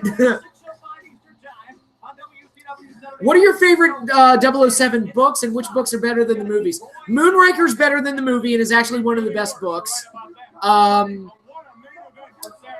That's probably the best example. Favorite books: Goldfinger, Thunderball.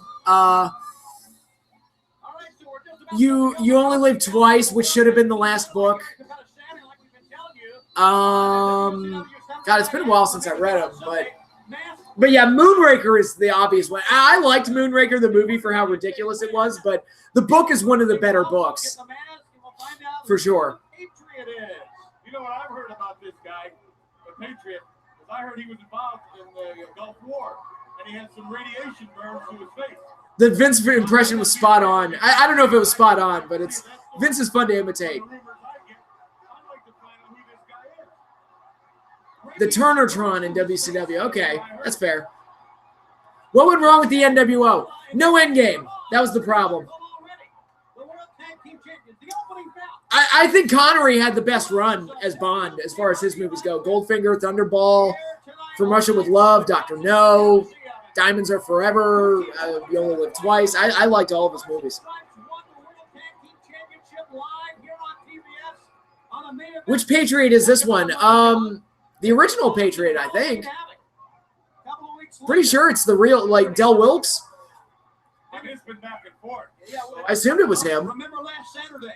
just a week from this past Saturday. That match, the main event for the World Tag Title. Loving the mustache on Nick Patrick. A man of Stars and Stripes had a man pin. The same referee, Nick Patrick, said in each combination we had an illegal and a legal man, so he considered the match a draw. That was really unfair for both sides. So we got kind of a return match here. All right, WCW tag titles on the line. Stars and Stripes versus Pretty Wonderful. I mean, you want to talk about somebody like I can't believe was still like an active participant, you know, in 1994. Like, I think people think of Orndorff's career ending after the feud with Hogan, and that's not the case. He had a lengthy run in WCW, and he did fairly well. What did you think of it, Nick Patrick being the NWO ref? I was okay with it. It gave a different dimension to how much influence and power the NWO had.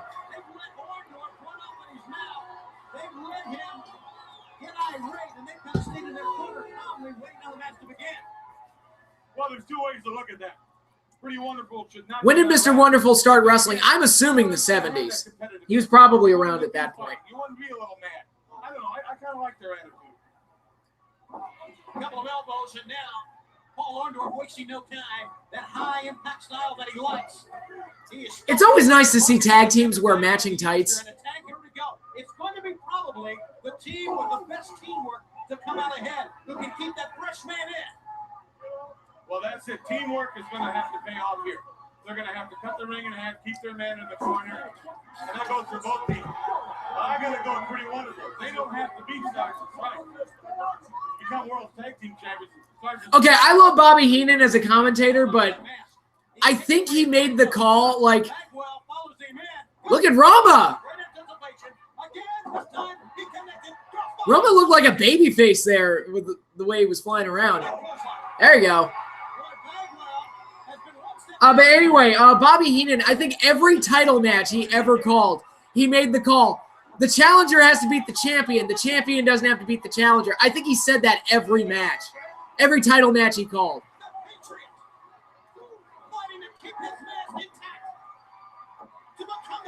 If you were writing it, what would the plot be for a Jason versus the Shape movie?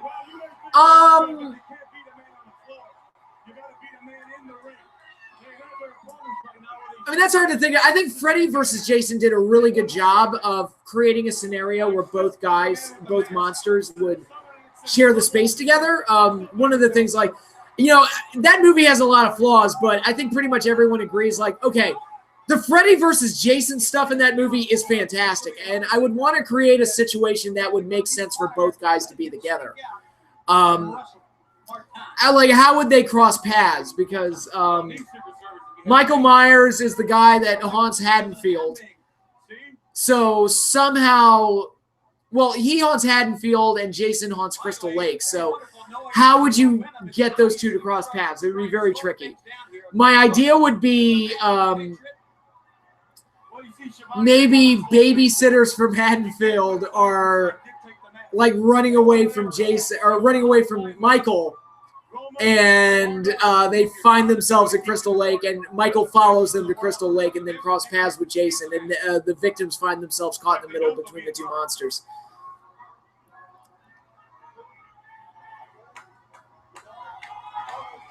Matching jackets, also cool. Did you know that during their original screenings, Jaws and Halloween had no music? I heard that with Halloween. I did not hear that with Jaws. I can't picture Jaws without music. Would you have more horror crossovers? I wouldn't be opposed to it because I think there's a lot of gold to be mined there for creativity. I mean, and it goes all the way back to the 30s, like having Frankenstein and the Wolfman interact with each other. Strong man, though. Look out. He stood up from a headlock and reversed into a hammerlock takedown. I mean, even with giant monsters, like one of the movies I want is, I think a lot of monster fans want, we want Godzilla versus Gamera. I mean, we would all like lay over hot coal to see that thing. And one that I want now is, having finally seen the Demajin trilogy, I want Godzilla versus Demajin for sure. I would be all over that shit. Went right up in the air with him, holding on to that side headlock. Now, once again, Orndorff trying to dictate the pace here. I mean, look at the body on Orndorff and Roma. I mean, these two guys haven't been listening to Richard Simmons tapes. They're in shape. Well, the knee. That was on top. Hey, Orndorff takes control with a knee. Here we go. Some teamwork from Pretty Wonderful. The knee to the gut and a big pickup by Roma. Look at this. Ooh, backbreaker by Roma. 75 pounds, Frank. Look at this. It's like taking out the garbage. Put him in a green bag. Put him on the curb. Look at it again. 3 times and a triple backbreaker that time. And the agility as well. What's the margin? You'll find out when I do my next Kaiju movie review video. If you were in charge and you had to make 3 Halloween sequels, how would you go about it to make all the movies work? Number one thing I would do, I would never, ever reveal anything more about Michael's origins. Nothing. Not that he's brother and sister with Laurie, not that some evil cult is controlling him, none of that shit. I would explain nothing. Just keep the mystery alive. Atomic drop, which is basically just a reverse atomic drop, which is basically just a low blow. Regular atomic drop. There's press. No. Count out or kick out at 2. Do you think Joaquin Phoenix will do well as the Joker? I have no idea, but I'm not overly excited for that movie just because it's like, why does the Joker need an origin movie? Like, why? Dragon Bite TV. You can watch a Godzilla vs. Gamera simulation at the Death Battle YouTube show. Yeah, I've seen it. Come on. Of course I've seen that one. I've also seen He-Man versus Lion-O, in case anyone's wondering. Did you hear about Child's Play getting a reboot? I have heard about that, yes. If Benoit retired and didn't do what he did, would he go into the WWE Hall of Fame soon after he retired? Probably, yeah. He would have been like an easy Hall of Famer for sure.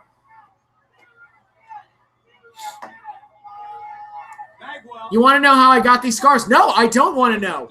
That's what made the Joker so interesting in The Dark Knight, is that there was no fucking origin. Why does everything need to be explained? Mystery is awesome. Did you watch Super Showdown on Saturday? No, I watched it yesterday, right before the NFL game started. Which, how heartbreaking was that loss the Giants took against the Panthers? 63-yard field goal beat us. Great effort from the Giants, but some of those mistakes, man, like that fucking punt return, I'm still like shaking my head over what the hell happened there. Bagwell is in trouble here. How about them Jets and Giants? Ugh. Drop kick.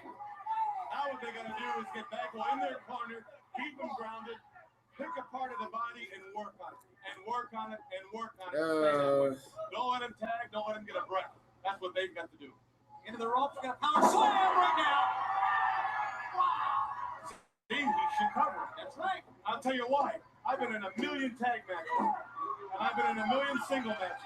The first 4 or 5 seconds are when you can get beat. As soon as you get your bell rung, after about 4 or 5 seconds, you start clearing the cobweb. Those are the very important times. You've got to cover a man right. Sorry, I just got invited to a Korean barbecue. I'm on board for that. Now put your feet on the wall.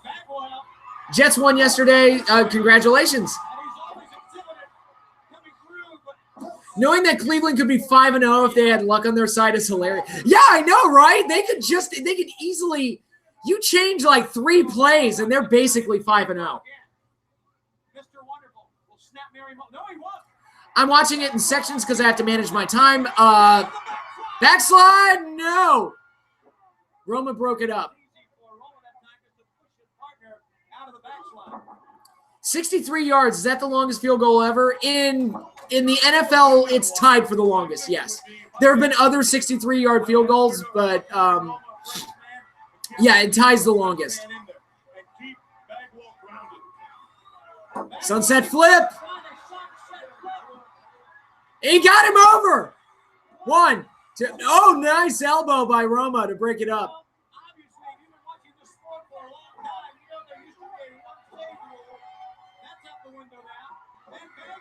Oh, Roma and Patriot. Okay, Shivani just mentioned that wrestling used to have a one save rule in tag matches where you could interfere and save your partner once. I wish they would institute something like that again. Oh!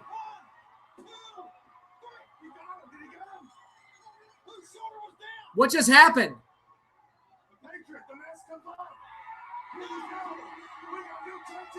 I want to see a finish on that. I want to see a replay on that finish. Again, they're saying Stars and Stripes won the tag titles. Something happened there and I missed it. Crowd's going crazy for Stars and Stripes.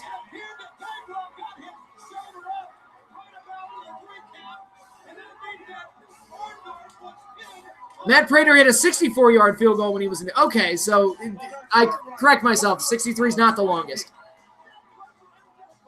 If you could, what penalties in football would you get rid of?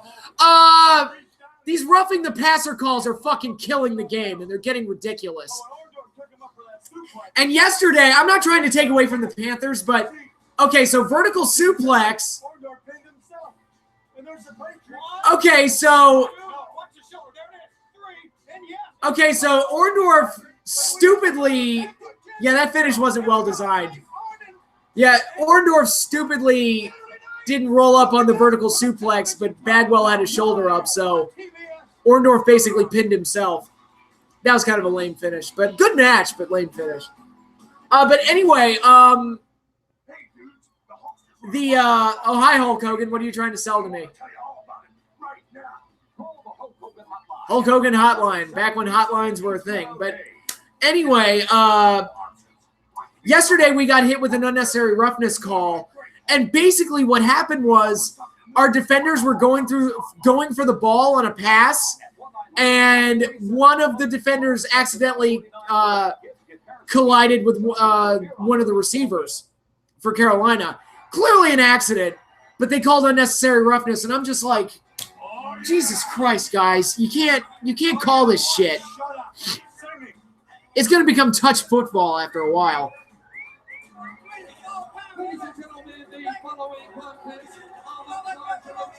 Yeah, they never bring up the one save rule. So the one save rule is there, they just never bring it up. Say Austin never retired in 03 or got the neck injury in 97. Do you think he could have gone with Cena, Orton in 04, 05, or taken more of a softer schedule? I think Austin would have been on top for a lot longer had his neck not been the situation it was in. And, you know, you think of certain things. If Lesnar didn't walk out in 04 and if Austin was healthy, you know, would we have ever gotten Cena and Orton as top guys? I don't know. I don't understand offensive pass interference. It's fishy at times, for sure. Honky Tonk Man.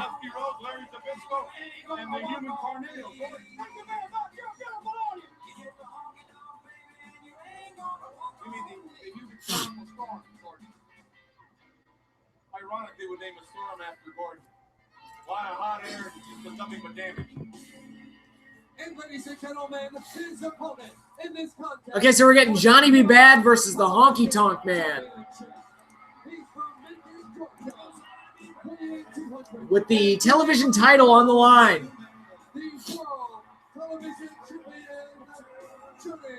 Apparently, Johnny B. Bad was Vince McMahon's favorite WCW wrestler.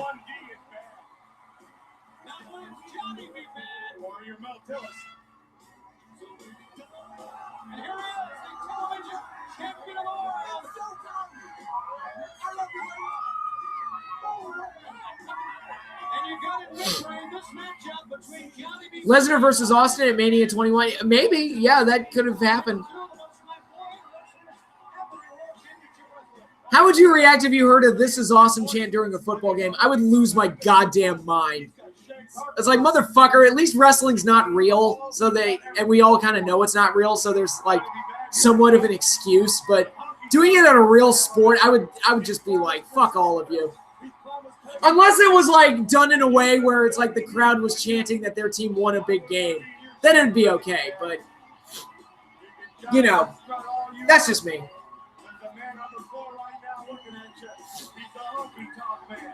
I'll say this, he was really good. Mark Merrow was very, very good at playing this Little Richard gimmick to the hilt.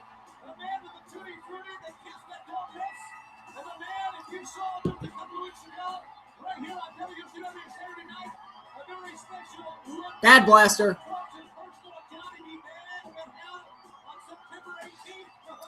This is football chant.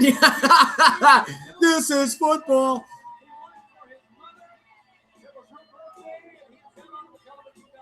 What if the score was like 42-3? I don't think anybody would be chanting at that point. Even the crowd, even like if the crowd was rooting for the team that was up 42, I think even they would get bored after a while. We want football. I mean, if they chanted that during like the Super Bowl halftime show, I wouldn't be upset. You ever get ready? I'm her gift. You. The gift that keeps on giving. But you know, you need your piss breaks. So that's the main point of having a halftime show. Right, here we go. You know, you want to pay me with cash at Christmas either, and I'm sure I won't. Look what it says right there. The greatest of all time. That's the honky tonk. And that's not only wrestling. That's singing. That's dancing. That's playing the guitar. The man can do it all.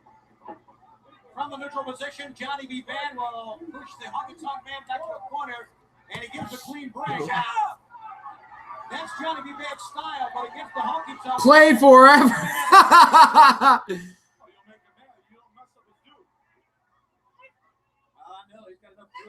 When does the NFL regular season get exciting?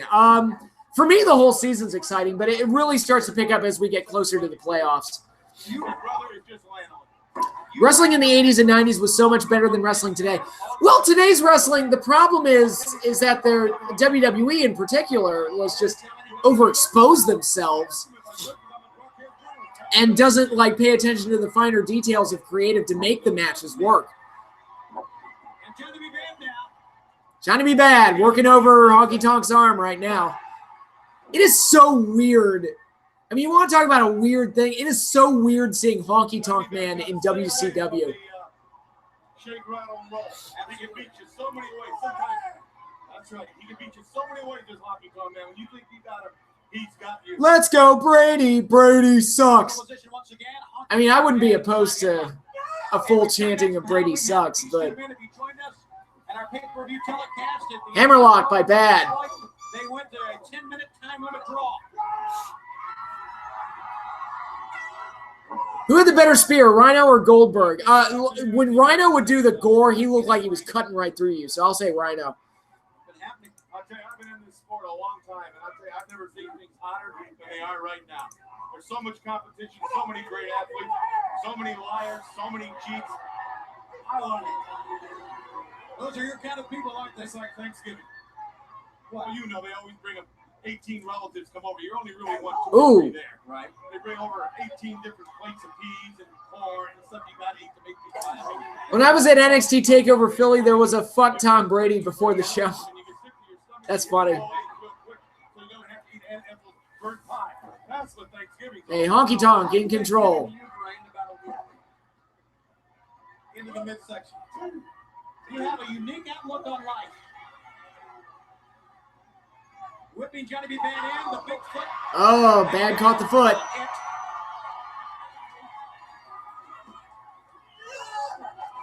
Atomic drop. And that one's on target, the base of the spine. Oh, he got him right in the old hound dog, didn't he? Yes, he did. Oh, he's messing up Honky Tonk's hair. He hit him with a good shot, and the Honky Tonk Man is still on his feet. Oh, he got his knees, but that's close to your feet. He almost knocked him out of his blue suede shoes that time. Uh-oh, he's mad now. Oh, he doesn't want to duke it out with Johnny B. Bad. We saw the footage of his boxing background. Yeah, but it's easy to hit a stationary bag, not a human being. Ooh, cheap shot by Honky Tonk. He is bad. Yeah, that was a classic cheap shot when the referee was moving Bad out of the corner. Well, he should have been aware of that. Johnny B. Bad should have been aware. What is your favorite wrestling match that nobody ever talks about? I have to sit here and think about that. Johnny B. Bad, you have to take every advantage you can. For the man's in tip-top shape, and he has the title.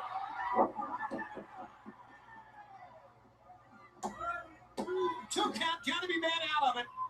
And a reverse chinlock is applied. I guess this Thanksgiving with Johnny B. Bad sitting with Mama Bad at home.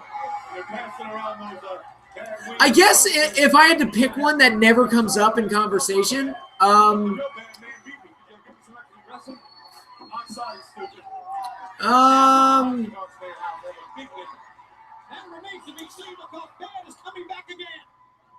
here comes Johnny. Oh, put his head down. And there's so many matches that you can see on the network now that are just from like Saturday Night's Main Event or Clash of the Champions or like the house shows. Oh, look at that. Bad got out of it. Great move by Johnny B. Bad getting the first blow in. But yeah, my point is, you know, there's so many matches that are barely known about that I enjoy. It's hard to name just one that's a favorite.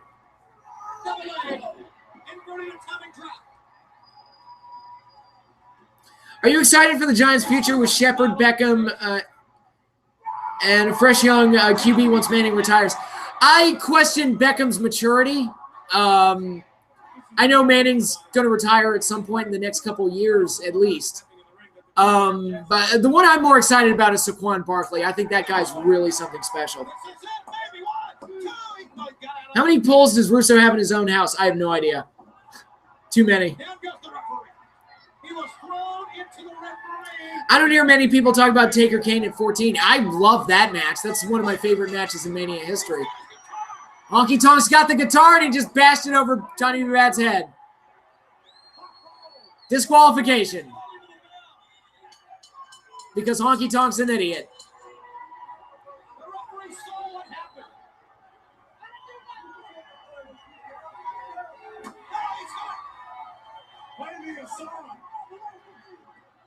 Johnny B. Bad's had more hits than the Beatles right now. Ladies and gentlemen, the Honky Tonk Man has been disqualified. The winner and still World Television Champion, Johnny B. Bad. Well, this is not over by any stretch of the imagination. When he played a tune on the head of Johnny B. Bad and then hit him again, the referee saw him, disqualified the Honky Tonk Man. But after his loss, you see a former television champion. You want to make it mad. Brain, look at this. I'm watching this Yeah, that match was mercifully short. Kind of had a dumb finish as Honky Tonk basically got himself disqualified for no reason. Well, the referee got knocked down, so I think he thought, I can get away with this while the ref's down. He did it. No, he did it right in front of the ref. He's an idiot.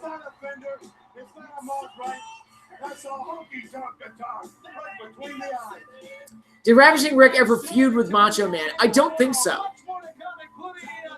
I don't recall ever seeing them work together, to be honest.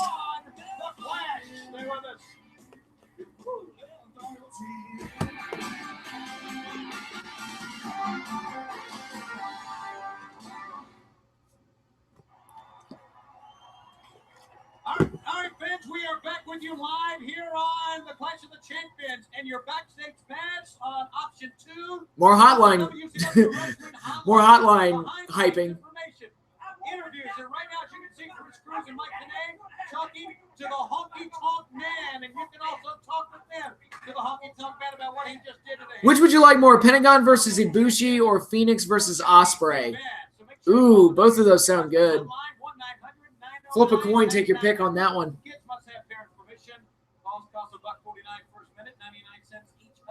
Does anybody remember actually calling these hotlines? Because I never did. I was like, why do I want to talk to people on the phone? That's just stupid. Here we are, and as we told you, Hulk Hogan, everything has occurred just as I have seen the faces up here have. instilled fear into the very hearts of Sting and Brother Dave and Hulk Hogan. And now you have to face the music. And guess what? You're playing a death march. You have fallen into our hands. You have played exactly. I can only imagine Macho Man's reaction to Miss Elizabeth being on Ravishing Rick's tights. Ooh, yeah. All at the same time. And if you think that Mr. T is going to help you out of this situation. Have you heard the rumor that Hogan will be at the Crown Jewel event in some way? I have heard that, yes. Are your three Yeah, this is when John Tenta was called Avalanche, which he eventually had to change because that was deemed too close to Earthquake, and they were on copyright infringement type of stuff, which I don't know. I feel like Avalanche isn't that close to Earthquake, but whatever.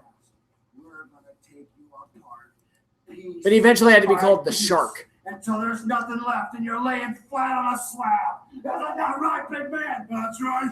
When I flew into Florida last night and said hi to my brother, Tropical Storm Gordon, I thought, look at these people of Florida. Florida is supposed to be the greatest place in the world to be. But it's not. There's a tropical storm warning. And now, hear this. Warning, warning. There's an avalanche warning on top of it. And the avalanche is heading right for you, Brother Dave, Sting, and Hulk Hogan. Hogan, let me tell Would you like 2005 Samoa Joe versus Ishii? Yeah, that'd be cool. That would have been a very cool match. If you were writing, how would you end DX? I would have ended it after Triple H and China left for the corporation. To me, that was the end of it. It's not about winning. It's not about losing. And it's not about wrestling. You call the hotline and hear you have reached the coach's hotline. And extinction. Hogan, this is about lifestyles. Everything you stand for, we stand against. Sting, my brother Dave, and the rest of people that have bought into this Hulkamania crap. It's this simple. Hogan, the funeral parlor has been called. The burial. You called Paul Bearer and The Undertaker? The grave has been dug, and the headstone says, "Here lies the immortal Hulk Hogan, who was snuffed out by the three faces of fear." Okay. So those very ominous words from the three faces of fear and that big six-man later on. When we come back on the Clash of the Champions tag team action, stay with us live on TBS. Also, Rock is supposedly the rumored planned winner of the Rumble and will put over Roman at Mania. I'd heard that rumor, and okay. Ladies and gentlemen, the following contest on the Clash of the Champions. Here we go. This is an interesting tag team pairing. Harlem Heat versus the Nasty Boys. Introducing first, ladies and gentlemen, from Harlem, New York, Stevie Ray, Booker T, Harlem Heat.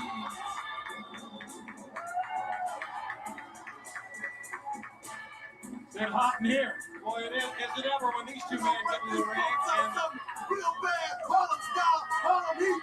Take it up around WCW. There's not nobody get too apart. they're on the phone already, too. I mean, you're talking about the storm outside, 70-mile-an-hour wind, rain, You gonna get tough. mudslides, Straight to the curb. flooding, washing away of earth and land. It's nothing compared to the storm you're going to see here right now. What would you say are the best NFL games this season so far? Hard to say. I mean, the Giants-Panthers game yesterday was very exciting.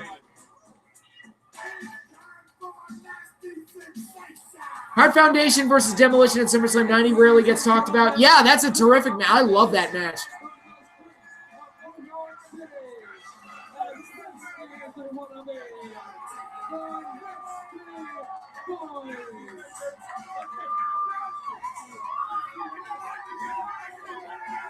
Here comes Bebop and Rocksteady.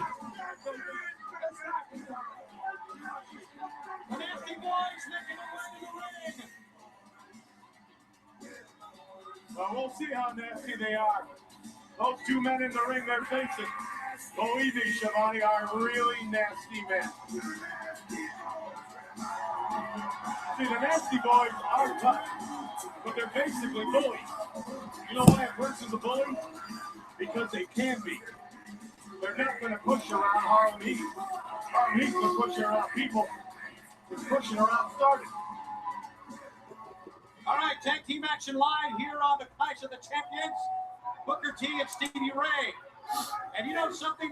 I had a chance to walk by the dressing room earlier in the day, and they said, they called me over.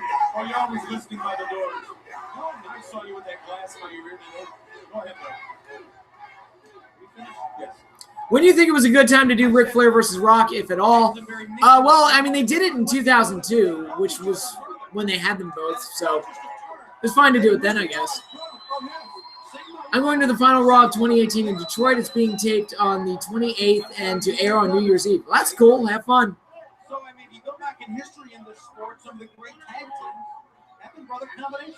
Anderson, Briscoes,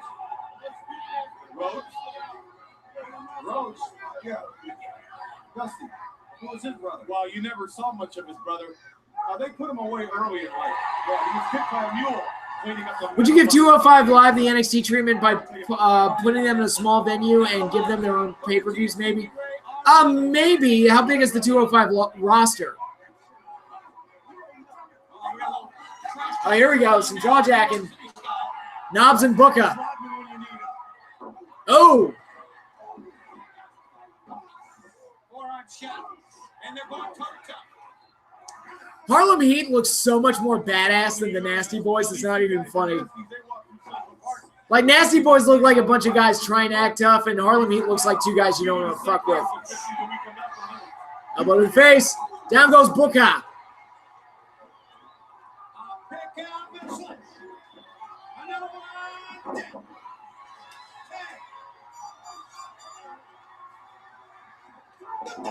Double clothesline on Harlem Heat. Push around Harlem Heat like this. But it's early in the match. You're right. Oh, Nasty Boys back in control. Exchange in the corner. They could do a commercial for Amtrak.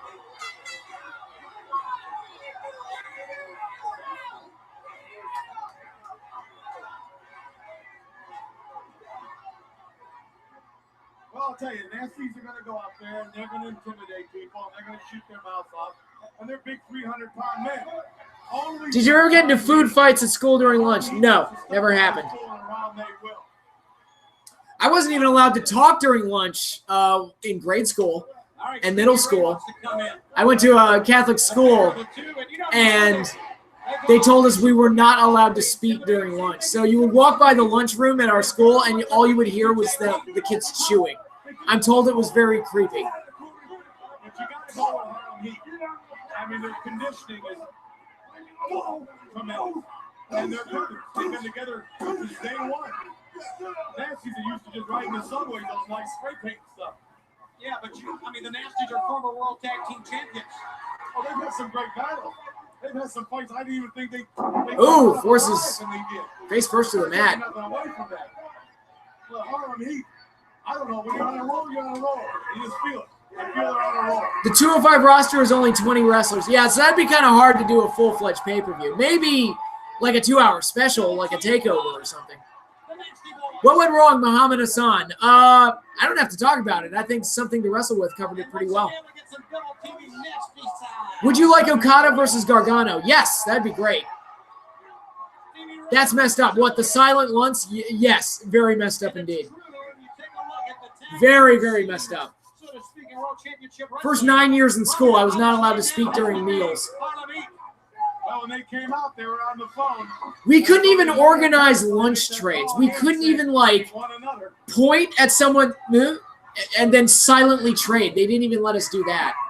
Because that's how it starts.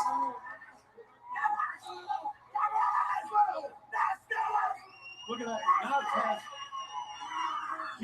Did you know Shayna Baszler likes video games? I find her pretty hot. I didn't know she liked video games. I do not find her hot, but, you know, to each his own.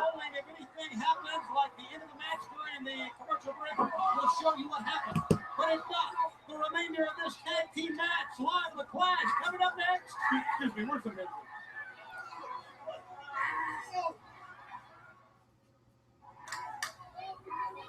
We are back live from Jacksonville, TBS, place of the champions, Tony Schiavone, and where did Bobby Heenan go?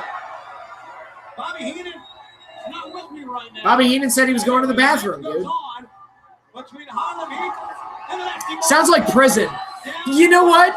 You're not that far off. What biopic would you love on a wrestler? Look at this. Look at this action. What biopic? What would be a good one? Never leave again, please. Oh, Heenan's back.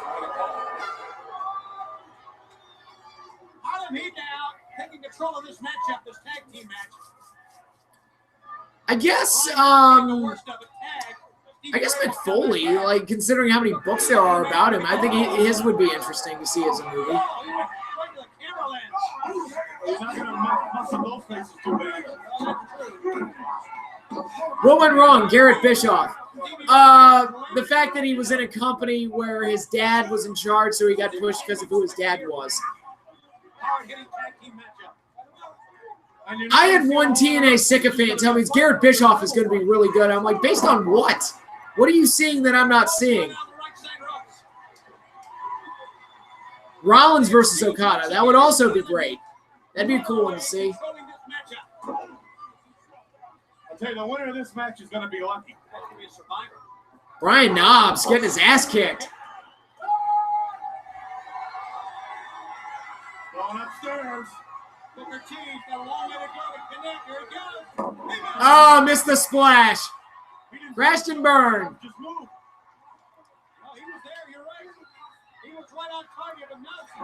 And Knobbs gets the tag to Sags. With a roundhouse right blow.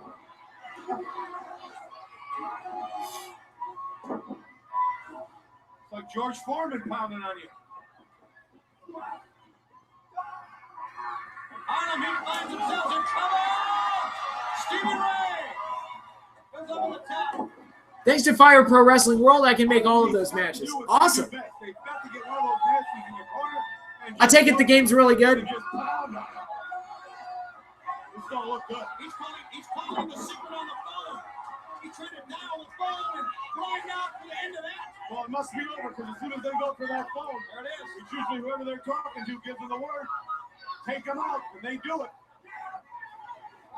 Now, Stevie Ray and Booker T. Who's on the other end of that phone? Is it Paulie Dangerously? Oh, God. They can't get that call through.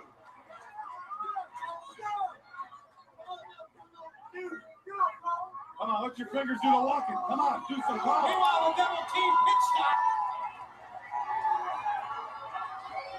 Who's he trying to call? Would you take a look? Take a look at what. Oh, it's Sherry. Oh, my goodness. There's a secret on the phone. Sensual Sherry. Actually, Sherry looks pretty hot here. Look at her. She's rocking it. Would you say Jim Cornette is the biggest wrestling mark on earth? He's up there.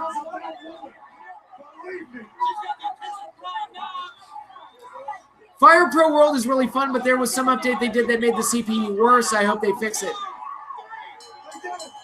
Harlem Heat defeats the Nasty Boys. In another finish that I missed. The winners of the match, Stevie Ray, Booker T, Harlem Heat. No, it's not even the legal man who made the cover that time for Harlem Heat. Well, they're brothers. One's the same as the other. You know that. And Sensual Sherry. The secret on the phone. Well, that puts some new meaning to the word mob held up. They just got something right to do, and they're gonna stand up for the rest of their stinking life. And we don't need the phone Remember the secret? anymore. We got the secret. Okay. And here on Didn't they, like, I could have sworn her name was on the graphic when Harlem Heat made their entrance, so somebody messed up somewhere. In the back of their head. Well, they're brothers, so whoever makes the legal tag in. Who was worse, the Computer Raw GM or the guest host? The guest hosts were actually worse, if you can imagine that. It's over. It's over. Harlem Heat did it. Would you do Austin versus Goldberg at an Invasion pay-per-view or Mania 18? I would have saved it for Mania 18. If Goldberg was available and all the stars were aligned and we could have gotten it. That's a Mania match.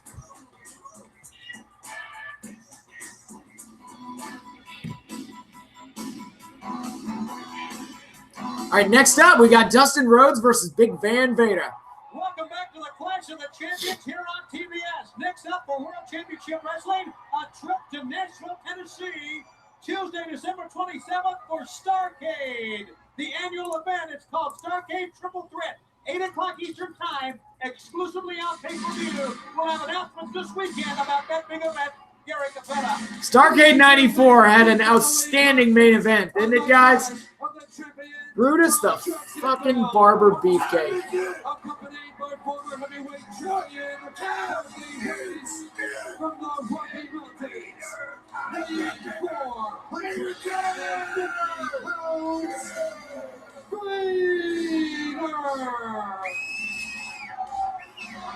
the number one rated contender in the world, who won that triangle match back at Full Brawl, and a man who has made it a hobby of slaughtering. Did you know that Great Khali's former manager is now head writer of Raw? I did not know that.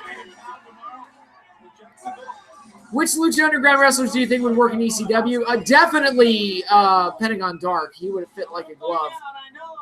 Cage probably would have worked well there. Mac probably would have worked well there. Son of Havoc.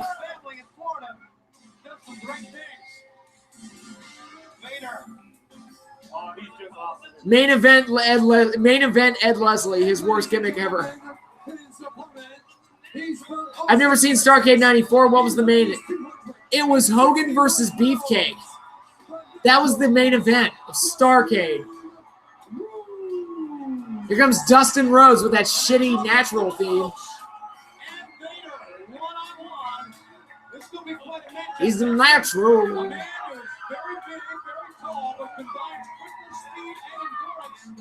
Against the man who just loves to stand toe-to-toe and pound you to the ground, Brain. Well, he's just like those Rocky Mountains. You just can't move him. He's just that big, this man Vader. Dustin looks very focused. Looks like he's very worried about his own health. And he should be. Because that man don't care about his health. That man will destroy your health. Well, Dustin had been telling Vader on our I'll be back in a sec. Saturday night, Vader, stay focused. Don't discount me. Don't look over me. Dustin, a former U.S. champ, World Tag Team champion, television champion. Like we said, needs to wear Vader down. Can he do it? Take him off his feet, obviously. This is an interesting pairing. Vader versus Dustin Rhodes. Both guys would be in the WWE in just less than 2 years after this.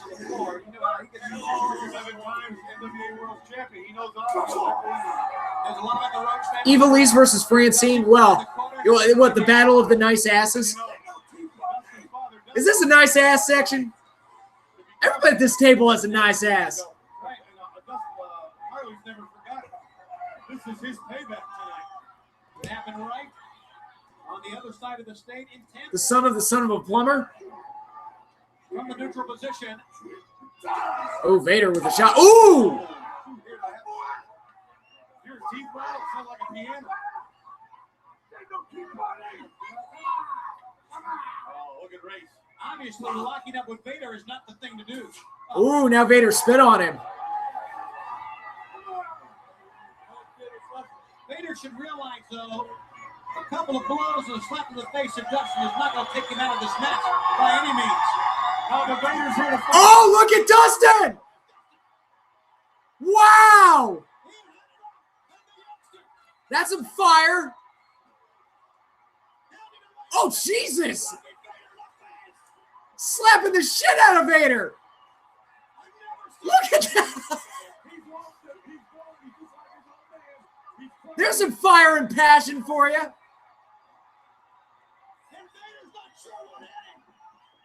Vader reverses the Irish whip. Dustin ducks the clothesline. Ducks another clothesline. Crossbody. 1, 2. No. Vader kicked out. Oh, clothesline. Vader goes out of the ring. Best ass is Scarlett Bordeaux. Not wrong. Best ass is Tony Storms. Also fair. Lucha Brothers versus Dudley Boys in ECW.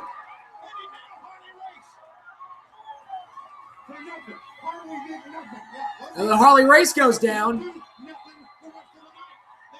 Look at Dustin go. Why didn't Black Rain have any fire or passion? Probably because Dustin, A, wasn't completely comfortable with the character, and B, was probably on drugs at the time. I'm just going to take, that's my guess. Rethink now. And Dustin needs to also think about what he's done. Vader's getting back in. Oh, he's like, I don't want any more of this kid. Jesus. 4, 5, 6, 7, 8, 9, 10. He is beating the shit out of Vader. The referee pushing Dustin back with Cobb. Vader is tied up in the corner. The natural Dustin Rhodes right before our eyes going after Vader. Dustin going after him again. Suplex? No way. No way he's going to suplex him. He got him! God, I'm going to lose my voice again. Believe me, Harley Race's war game plan has failed now. He's going to have to come up with something else. Thoughts on the six-man tag at One Night Stand 06 with Edge, Lita, and Foley versus Funk, Dreamer, and Beulah. Awesome match. Love the finish. That's all I'm going to say. I love the finish of that match. That was such a rated R superstar thing to do. Slapping him around, and he bullied the wrong young man. Oh! Now Vader just cut Dustin off. You know as well as I do that you can't run at Vader but so many times. Dustin ran into a brick wall on that one. I talked to a guy one time that wrestled Vader and hit him with a tackle, and he says when you run into Vader, it feels like he ran into you. Just think about the momentum that man has. Now Vader's back in control. And Vader carrying the end zone now. You can see his head rocking with that. Did you like the finish or the pin? Well, the pin specifically. Yeah, Dustin was a youngin'. He was a youngin' back then. He was only 24 at this point. 24, 25, yeah. Put your basketball on the shelf. You're going to have to come to Jacksonville all the way from Texas and pick up the carcass. So it's left of Sonny Boy here. I disagree with that. We have seen how much, as you call him, Sonny Boy can take. And he can take a lot. We talked about his determination, his perseverance. It's made this youngster a multi-champion. Oh, roll up! 1, 2, no! Dustin kicked out. Clothesline by Vader. Vader's got him now if he wants him. Vader's like, I've had enough of this shit. And look at Race, he's ecstatic. Talk about a storm outside. It's nothing like the weather in here. Pentagon versus Sabu. That would have been cool. Seeing here on the clash between the natural Dustin Rhodes and Vader. Ooh. Two men who had no issue, no standing feud, no animosity really. And now Vader, those are like regular punches in the back of the head. Well, Vader's the #1 contender, and Dustin Rhodes has held most of the titles here at WCW. There's a lot at stake. This could shoot Dustin right at the ladder to the #1 contendership. You're right. Or he could get the #1. Oh my God! He just slammed Vader!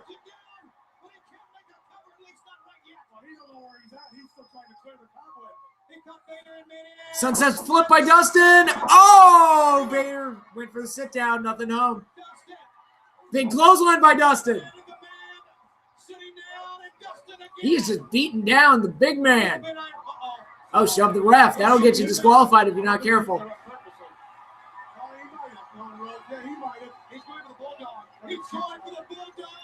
Bulldog. Vader's like, no, fuck you.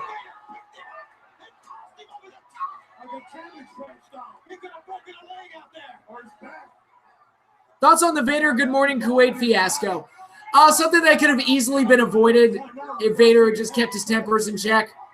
It's like, Vader, come on, man. You got to be smarter than that.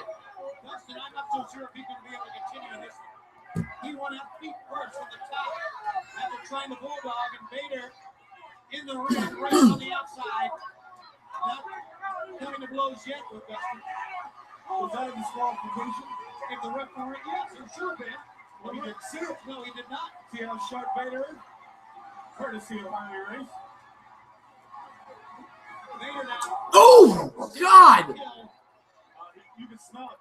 Another stiff clothesline by Vader. Vader bomb. Bear that came out of the mountains to eat. He's hungry. He's slept all winter. Look out, Dustin. Dustin may be helpless here. 455. Vader bomb. Hit it. That took a lot out of him when he hurled Dustin over that top rope.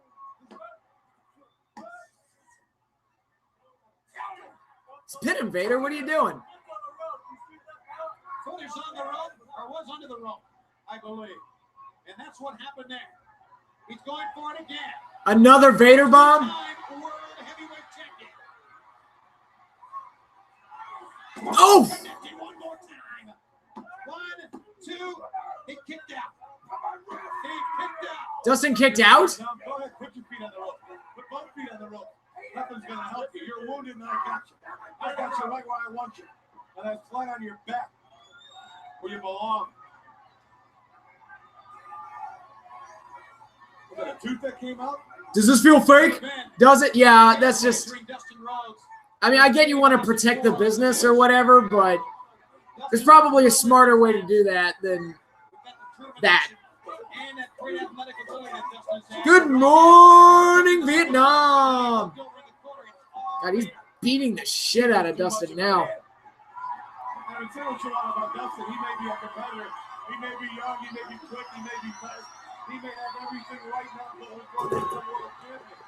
But he's also got something going against him, and that's Vader.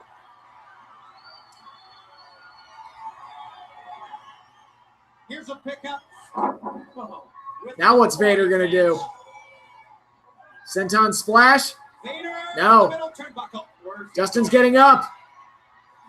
Dustin countered into a power slam. Out of desperation. Great ability by the natural. The last thing you want to do, Dustin, is get back on your feet. Does that feel fucking fake? Get a high title for the rest of you. What are you talking about? Because Vader, if you make it a man punk, you kick the Dustin. Well, who was the one that slapped the reporter? David Schultz? Yes, similar thing where it's like, dude, The youngster. Absorbing a blow by Vader and punching back. here comes Dustin. Elbows and chops and punches. Clothesline. Vader won't go down. One more time. Oh, God. Another elbow. Nobody's wobbling. Maybe one more. Clothesline. Vader's still up. Dustin going up top. Dustin climbing up top. Too far away. There he is. Clothesline off the top and Vader goes down. What a match we're seeing from the natural Dustin Rhodes. What the top cover do? David Schultz. David Schultz was a worker that was around during the early days of the Rock and Wrestling period. And there was a bit where he slapped a reporter, and that basically cost him his run. Using his weight and his leg strength to haul Vader up to the middle turnbuckle. Actually, let me see if I can find the video. Next him, I believe. Dustin's going for a superplex. Oh, and almost like it was almost like he was going for a top rope DDT, but it turned into a suplex on the way down. No, A 2 count. You're right. Vader kicked out. The youngster going for the bulldog again now. Done walking the ropes, family. Bulldog time. The last time he turned the bulldog. He hit it. I'm surprised he didn't wait for it again. One. No. Wait a minute, he pulled off. Harley Race gets into the ring. Harley Race started to come in. He pulled off the Vader. Oh, there's Vader. Gets a shot in on Dustin. What is this? Harley Race. Oh! Just face planted him. So much for Roy. 1, 2, 3. Vader wins. That was a hell of a match. I enjoyed that. I'll tell you what, Vader earned that one. He didn't walk up. He didn't. Wait a second. And the match is. What's going on here? They're not done with him yet. They're having fun. What a match this was, and it's a shame to see that they're still trying to inflict pain on the youngster. Look at Harley. He's directing it. Find that rope, big man. Wait a minute, here comes the U.S. champ. Hacksaw Jim Duggan No business out here. Vader's gonna splash Dustin again. trying to save Dustin Rhodes. Harley Race goes out. Uh-oh. Duggan, you made a mistake here. You gotta bring the whole under yard. You're gonna need it. Vader's got, or Duggan's got the 2x4.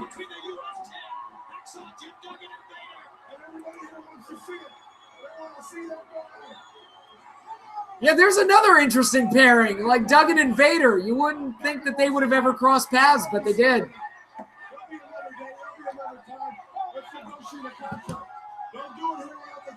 Did you see or hear about what happened at UFC 229? I heard McGregor lost. I don't know anything beyond that.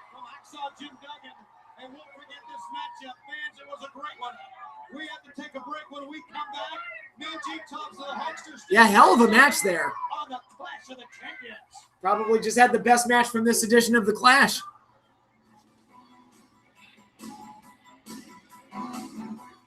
Hey dudes, the Hulkster's running wild on WCW, and I want to tell you all about it right now. Call the Hulk Hogan hotline at 1-900-737-HULK. It's got 8 incredible options. I beat the Hulk, Hulk trivia, and one of my great Hulk messages. There's always something new on the Hulk Hogan hotline. Call now at 1-900. God, this is such a blast from the past, because like wrestling would do these hotlines all the time, and back in the 80s and 90s, you would always see like all these stupid hotlines that they would get kids to take part in, and it just always felt like a waste of time to me. Dave Sullivan, the Stinger, and the WCW Heavyweight Champion Hulk Hogan. Tell you what, Sting rocks the red and yellow. He looks good in it. You're going to be facing Butcher. You're going to be facing the 500-pound Avalanche, and also the. You didn't hear about the brawl that broke out between the fight camps. I did hear about that. Yeah. No stranger to you, Mr. T. Well, you know something. Sent you something on Twitter, a John Cena meme. Everybody out there, Let's have a look. Like these 3 little chickens are counting their eggs before they hatch, Mean Gene. You know something, brother? They've talked about tombstones and graves. They've talked about digging the hole, brother. Maybe they've already called home and told their loved ones they've already won the match, brother. Which, you know, we know about Gordon. We know about the storms, and we're not afraid of any natural disaster. Brother Dave, the brawl was a work. I wouldn't be surprised if it was. He's getting my war paint all warmed up for me, brother. But I didn't see any of it, so I don't know. Mr. T, directing traffic, Mean Gene, as we unload on these 3. How about it, Stinger? You got it, family sticking together through thick and thin. Remember that, Butcher? Remember that, Avalanche? And you too, Kevin Sullivan. And as far as the graves and the tombstones, look at me. Look at these guys. We're a unit. We're a family. We are walking, talking, romping, stomping. Graveyard destruction. The place is right. The mood is right. The feeling is right. And oh yeah, see the red right here? The red blood cells are crawling through my veins. Floating through the veins. Sting channeling some Ultimate Warrior there. Hey, better watch out, because the 3 of us, we're going to come out like a bat out of whale. Bat out of whale. You better believe it, brother. You know something. Stinger just Is that the best line they could write for Dave? These guys been hanging around, man. They've been blowing a lot of hot wind, dude. But here tonight in Jacksonville, as the floor's rumbling in the dressing room, they're waiting for the Stinger. They're waiting for Brother Dave. They're waiting for Mr. Just tweeted you a video of the brawl. Tear the roof off this place. Cool. And the only natural disaster, Avalanche, is going to be the maniacs coming at you. And as far as the Butcher, you talk about beating us down slow and making us suffer. Well, maybe you've been reading the Hulkamaniacs battle plan, because that's exactly what we've been planning to do to you 3 dudes, brother. And as far as anybody else that gets in our way, I actually feel sorry for them, because Jimmy Hart, Brother Dave, and the Stinger, the battle plan is going to be put into action. Mr. T is going to direct the traffic, and after tonight, take a breath, Hulk. Jesus. Save your voice. They can't beat us. What you gonna do, brother? When Stinger, Dave, Jimmy, and the Hulkster runs wild? And it's time to come here in the Clash of Champions on PBS. We're back. Okay, now we've got Duggan versus Austin for the U.S. title. That's next. Back at the Clash of the Champions, of course, we're out here. Hard to believe that Jim Duggan was U.S. champion at one point, but it happened. Chris Cruz, Mike Tenay are in the back right now. And, of course, they are talking with some of the superstars, talking with Harlem Heat and the... What are your favorite Hogan promos? Some of his Hollywood Hogan promos were pretty cool. And some of the ones he cut on Andre leading into WrestleManias 3 and 4 were pretty cool, too. Ladies and gentlemen, the following contest, it is for the United States Heavyweight Championship. It is set for one fall. Steve Austin. God, he actually looks like, except for the hair, he looks like Stone Cold right there. California, weighing 253 pounds, stunning Steve Austin. He lost the title to Hacksaw Jim Duggan. He said he had a big surprise for Hacksaw tonight. We'll have to wait and see what that surprise is all about. He lost at Fall Brawl to Hacksaw and he expected to face Ricky Steve on the No, he didn't lose. He was jobbed by Nick Barkley, the commissioner, and the officials. He didn't lose. Ladies and gentlemen, his opponent. He's from Glens Falls, New York. Weighing 287 pounds. All right, there's Hacksaw. The U.S. Heavyweight Champion. That's so weird. They actually put a belt on Hacksaw, didn't they? Oh, shut your big mouth. Who? Duggan and you. Hacksaw Jim Duggan. Duggan got the U.S. title but could never be the IC champion. Yeah, he didn't get any belts in WWE. The last thing Duggan wants to do is make an I'm used to the Vader match being the main event. I thought the show was over. No, we've got this in the six-man tag. But don't worry, this match isn't going to go too long. Assignments, Lone Ranger. Worry about yourself. When I was a kid, I used to do the thing Austin did with the beer cans, except with Coke and Pepsi cans. I used to too, but it was always a mess.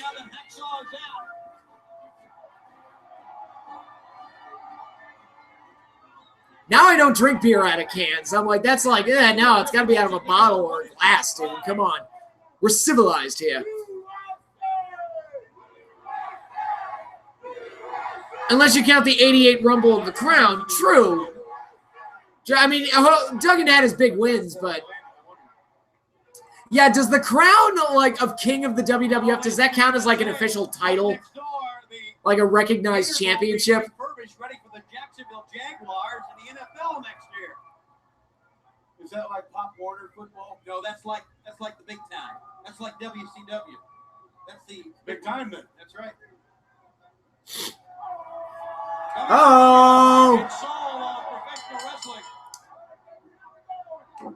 All right, like I said, this one's not going to go too long, guys. With the brains here.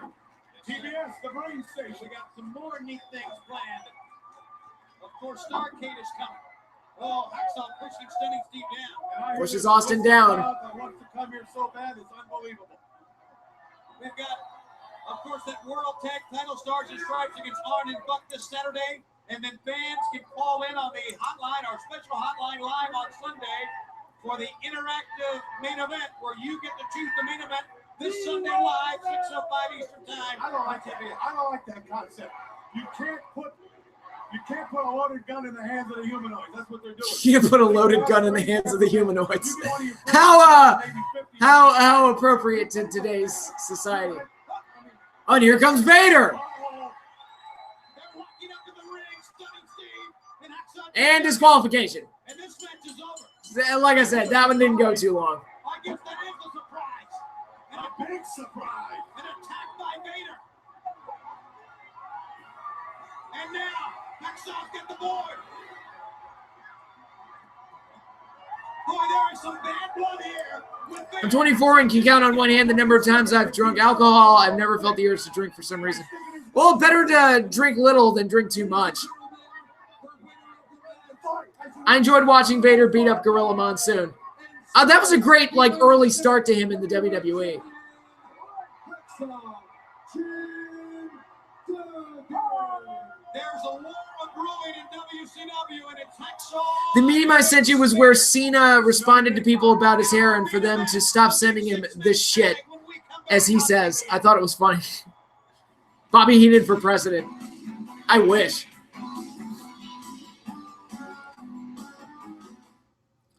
All right, now we've got the six-man tag main event.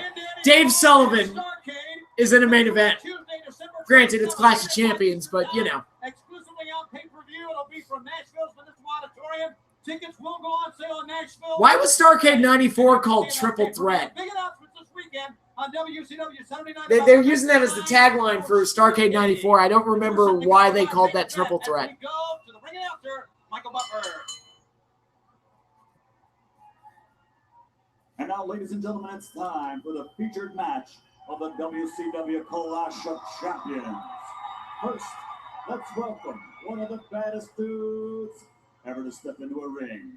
A world tough man champion, a TV and motion picture star, and tonight, he's the referee for the featured match. What the hell is Mr. T wearing? What the hell is that on his head? It looks like a nightcap, like he's gonna go to sleep.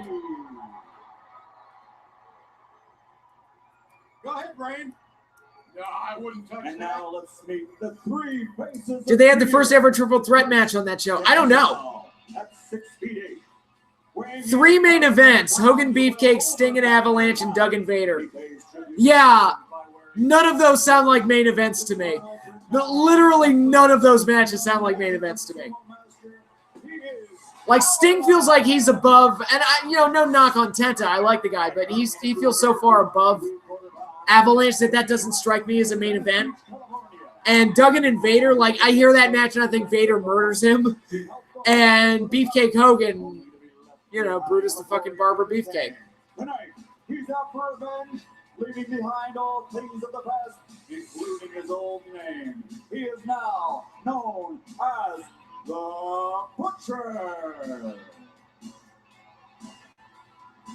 And the third Beefcake kind of looks like Steven Seagal right there. one of the most devastating men in the sport today. At 240 Was ECW the first to do triple threats? I have no idea. Twice his size. And Couldn't tell you. victorious. Originally from Daytona Beach, Florida, he now seeks residence and sanctuary in the Republic of Pomp. Ladies and gentlemen, Kevin Sullivan. The three faces of These fear. are the three faces of fear. They've made their way out, and we'll have the introduction of the Hulkamaniacs with the Hulkster right after this. Time out. Is that a zebra? Fucking Heenan. You make everything so much better. And now, ladies and gentlemen, let's welcome to the ring the opponents of the three faces of fear, the pride of the WCW. First, at 6'6" and 305 pounds. What the hell is Sullivan wearing? That bathrobe. Oh my god. The master of the leg drop. And at 6'3", 252 and 1 half pounds, from Venice Beach, California, one of the superstars of pro wrestling, a former WCW TV heavyweight champion, former U.S. heavyweight champion. Yeah, so Dave Sullivan was basically Eugene before there was Eugene, if that makes any sense. Ladies and gentlemen, Steve. Three Faces of Fear, bad faction, great theme. Not bad.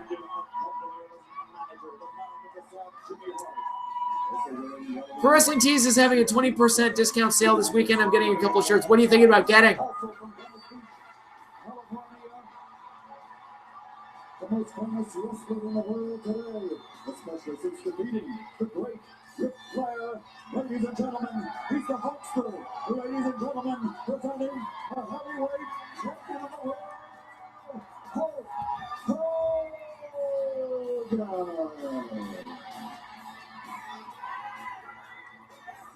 Well, they got their war paint on, and they're ready to fight. I don't think they have any idea what they're in for. We're going to Ladies fight and going on. gentlemen, let's get ready to rumble. Yeah, they start fighting before Buffer can finish. Here we go. 6-man tag. We got fights everywhere. Kevin Sullivan, the Hulkster in the ring. Bullet Club. I can never have too many Bullet Club shirts. Fair enough. You know the man that the Hulkster wants to get his. Still wish PWT had the Champa Blackheart shirt. They had it for a brief time and then it sold out. Oh, yeah, that shirt's pretty cool. He's going to get in the ring when he wants to. He is going to do a mind game on Hulk Hogan. Okay, we're starting off with Hogan and Sullivan. Since the clash, that's all Hogan would think about is his Sting gets tagged in. Where's Dave? I mean, if you had to drop somebody, he's the least important part of it, but back body drop. Almost went airborne that time. Well, you could tell the Stinger was fired up from what. Jumping elbow drop by Sting. And that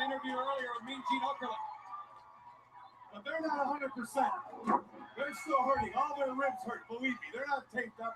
They're not wearing bandages because they don't want the Avalanche to go for it. But he will. Just a matter Hogan gets tagged in. Wait till the Avalanche gets in there. Oh, there's Dave. He's like fucking around with the fans for some reason. Get in your corner, you useless log. See, that's why it's not going to work. They can't think as a unit. Look at this triple teaming Hulkster. Mr. T trying to restore some order here.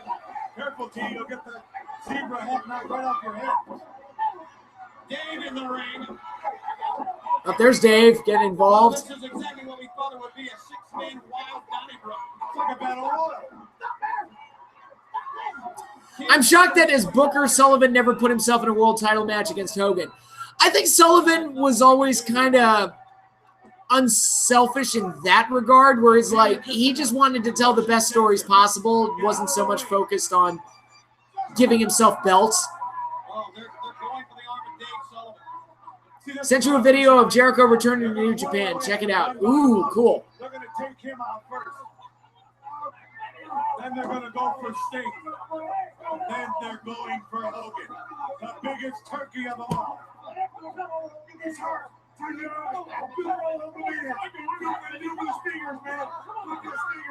Oh, Dave got hurt. Oh, no. I think his shoulder's out. I think he popped his shoulder out. Oh, no. Dave got hurt. Oh, no. The Sting and Hogan are at such a disadvantage now. What are they going to do without Dave? It's 3-on-2. What did I tell you? It's only a matter of time. Jericho, you mean the part-time champion we're supposed to hate? Oh, wait, that's only in the WWE. I don't mind part-time champions. That's like, that's the thing. Like, I wish all their champions were part-time, actually. Like, I remember when Seth Rollins was the champ and he lost like 18 matches in a row and then got hurt in a tables match. And I'm like, why the fuck is the champion wrestling 18 times in a row and taking table bumps at a house show? It's like, that's just silly to me. How do you think Vince reacted to Jericho being at All In? I don't know. You'd have to ask Vince. FT Legend, welcome to the stream. You started the stream without me. Not cool, Patrick. Well, you know, I'm a very uncool guy. And the Butcher chopping away at Hogan. Hogan had it coming. And believe me, Butcher right now is the happiest man in Jacksonville. He may be the happiest man in the world. But he's kicking the butt of his good friend. Oh, yeah. He gets the tag when he knows Hogan's down. And he doesn't stand there long, does he? And just wait till one of our executives, Bob Duke, comes down the ringside. You know he's in the building. He's up to something. Oh, Avalanche misses with the splash. Hogan. Oh, Hogan goes to slam him, but falls over. Avalanche team there to make the count. A 2 count.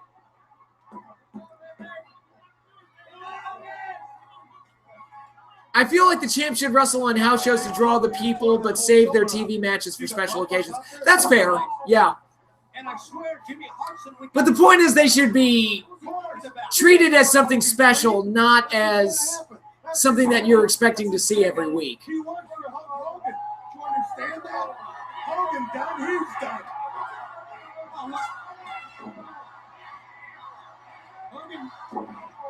Oh, the Faces of Fear are chopping away at Hogan. No matter like he even told Jimmy Hart, no, we're not stopping the match. Oh, that's because Hulkamania is running wild. There you go.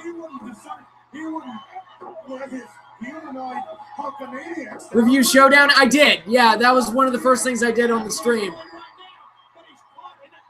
But the full stream will be available later, so you can go back and watch it then. Mr. T trying to restore some order here, but Hogan is caught in the corner. Remember now, Dave Sullivan out because of that injury, a 500-pound smashing on the arm. It is 3-on-2. Right now they're having their. I watched OSW's review video on Starrcade 94, and it was awesome and hilarious. I'm sure it was.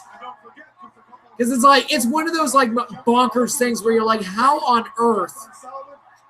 I mean, I know how on earth, but Hogan and Beefcake was the main event of a pay-per-view. It's like, how did that happen? That's one of those times where it's like WCW really should have told Hogan no on that one. Save your buddy Hogan from complete butt kick. Jimmy Hart. Who earlier wanted to All right. stop the match because it wasn't- Avalanche has a bear hug on Hogan. He stopped the match because he knew what was going to happen here. He knew his meal ticket was going right down the Venus. The Hulkster fighting back the enormous pressure of the Avalanche and the bear hug. You hear Mr. T saying, do you give? And Hulk pounding away on the head of Avalanche. The Hulkster. Hogan fights out of it.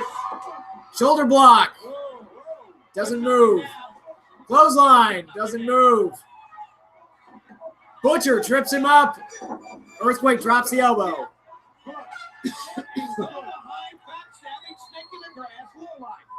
Surprises you? That surprises you? He's beating Hogan at his own game is what he's doing. Hogan's not like that, Ray. No, he's worse. I don't know if you already talked about it, but have you watched WWE Super Show? I did. Yes, I reviewed it at the start of the stream.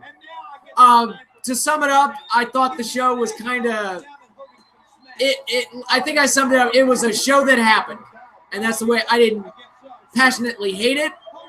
I didn't love it. It was just it happened, and that's about it. The Cruiserweight title match was the match of the night.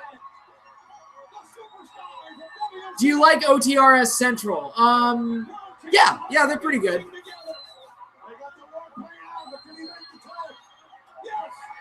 Sting gets the tag.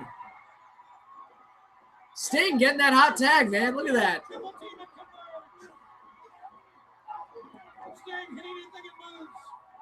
Stinger splash, all three of them. Stinger splash. Stinger splash. Gorilla press on Sullivan. Throws him into Avalanche. Oh, Avalanche just bull rushes him. Look at that. Where was Hogan to help his friend Sting? Taking a breather on the apron. Kevin and Sting both got squashed, and Sting got the worst of it.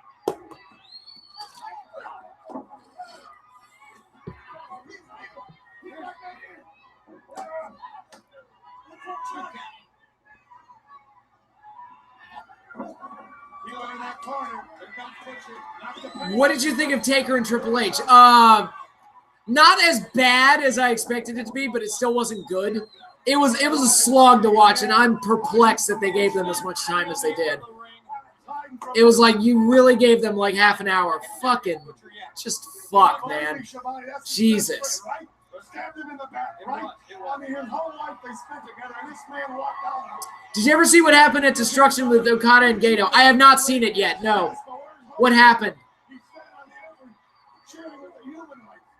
Of course Cena buried alive. I mean, yeah, we knew that was going to happen, but...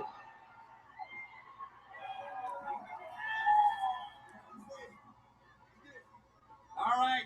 Avalanche is in at 500 plus, and he squashes Sting again. Just too much mass there to do anything. Sting's been sung.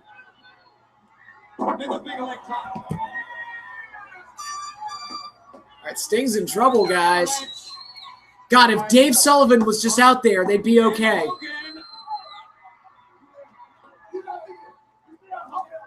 Stop the press that time as he yanks Avalanche out of the way. Gato turned and Okada is now siding with Jay White. I had heard that they, I'd been following that they were teasing that, so they actually pulled the trigger on it. That's interesting. So Okada versus Jay White at Wrestle Kingdom? Maybe he could be a punter for the Jaguars. Up, slamming Kevin Sullivan off the top rope. There's only one man he can tag. Here comes Butcher, and now would you love to see the Hulkster? Yes, we would. All right, now it's the Butcher and Hulk Hogan, the legal men in the ring.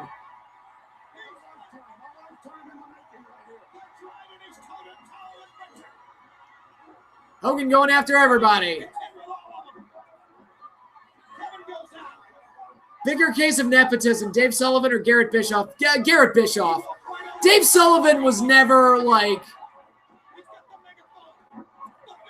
Big boot, and Hogan just pounding away at the Butcher.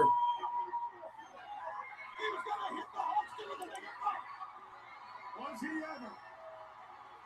That's It's okay. Find something else to pick up and hit on. He covers Kevin Sullivan. 1, 2, 3. Hogan wins. Shocker. God, and they managed to pull it off without Dave Sullivan. And Dave Sullivan just hit Mr. T with a megaphone. Right in the back of the head. The match is over. And look at this. Avalanche has Sting. It's over for Sting. He's going to put an avalanche crush on him. The big avalanche drop on Sting. Avalanche squashes Sting. And here we go. This may be the end of Hulkamania. Oh, he hit him with the megaphone again. Oh my God, Jimmy Hart's megaphone. It's deadly. But he weighs 108 pounds is why. He's a run. What are they going to do now? They're going to break Hogan in half. What's Naito going to do at Wrestle Kingdom? I assumed a rematch with Jericho. That was my assumption. Oh, the Barber's putting Hogan to sleep. Sting has been dropped by the avalanche. And now at the mercy of the three faces of fear, Hulk Hogan. Well, Jimmy Hart went to the back and got some help. The Armstrong brothers who were in the earlier match before he took the air out. And that sleeper is still on Hogan. The Armstrong brothers. He's Now, still this could got be very dangerous. You're right. The longer that sleeper stays on him, there could be brain damage. Sting trying to get to the Hulkster, but no avalanche stops it. Here comes Stars and Strikes. And the Patriot and Buff Bagwell. And the sleeper is still on the Hulkster. We gotta get some security out. All right, Duck Dillinger, referees, the sleeper's still on, the Hulkster's out. He's out. We've got some police. Wow, Hogan's working hard to put over Beefcake, his buddy. So he's really selling that sleeper like it's death.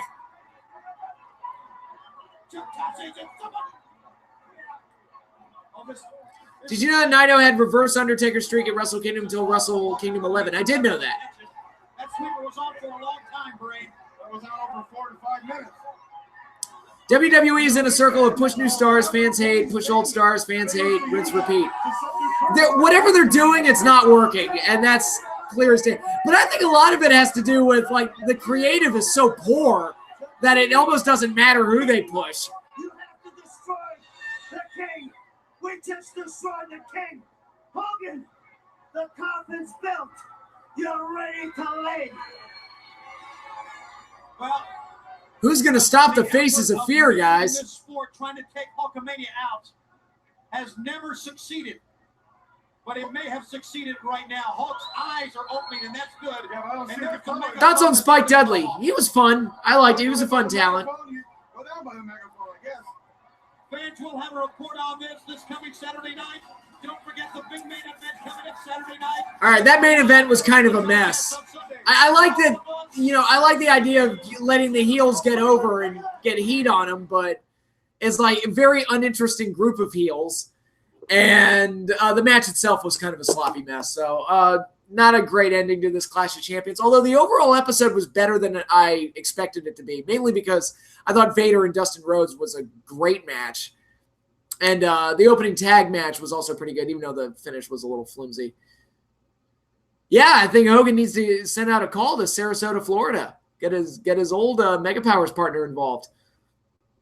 The new face of fear, Bray Wyatt. Oh, wait. Yeah.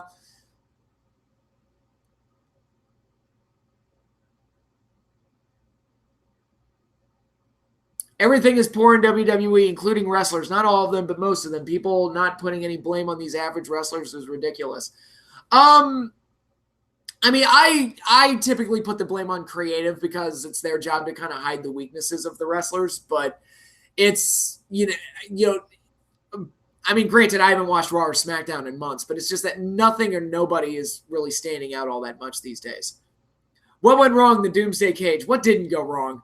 That's one of those. So we're going to watch Saturday night's main event 30. And it's actually a shorter episode because when Saturday night's main event made the move to Fox, the episodes got shortened from an hour and a half to only an hour. So it's going to be a little bit shorter, but I'm going to take a quick break. I will be right back. And when I get back, we will finish this out with Saturday night's main event number 30. So don't go away, everybody. I will return very shortly.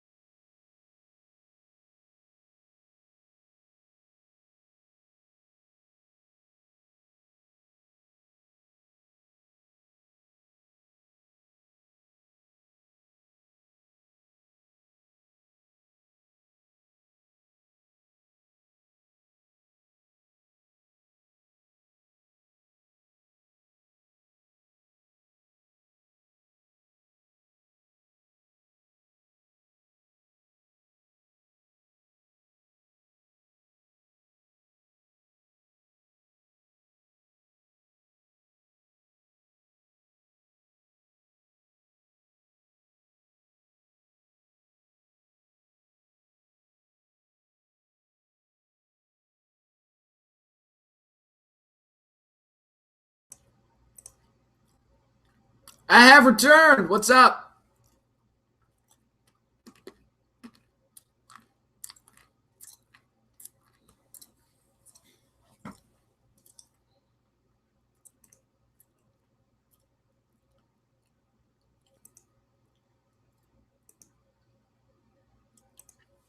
All right. Just going to send out a quick tweet, and we are going to go ahead and get started. Okay, Saturday night's main event number 30. If you are following along on the WWE Network, simply go to Shows, Vault, look for Saturday night's main event, and then we are going to go to 1992. We're going to be doing the February 92 edition, so I'll give you all a few minutes to catch up on that.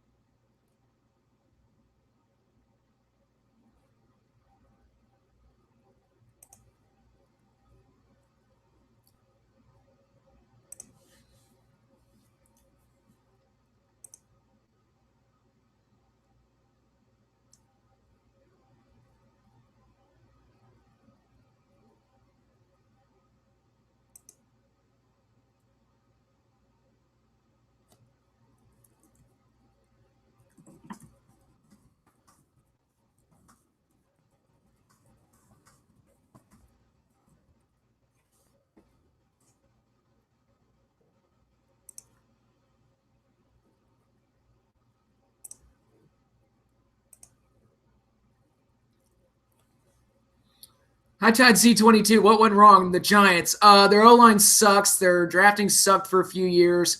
Coach McAdoo left us in a bad spot. GM Jerry Reese left us in a bad spot. Bunch of things. Over-reliance on Odell Beckham, who's a mental patient.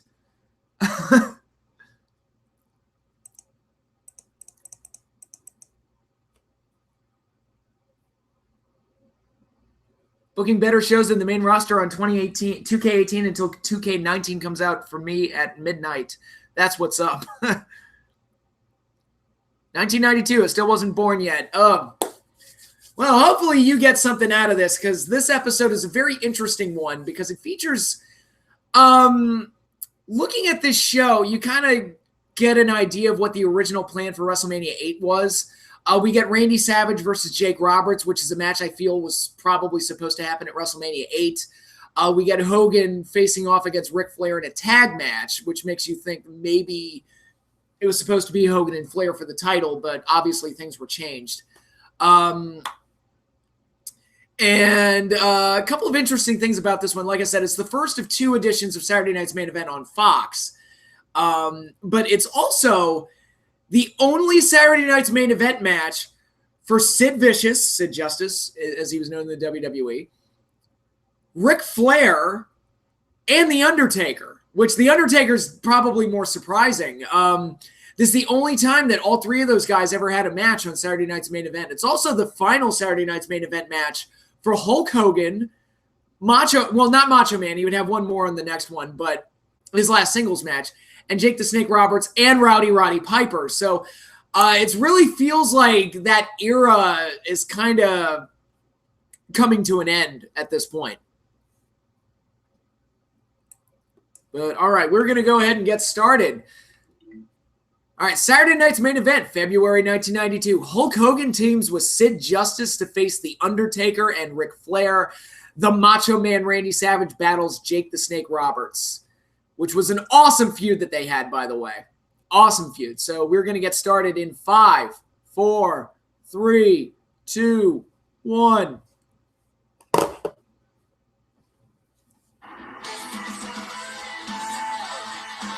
Mae Young Classic. Still haven't watched any of it.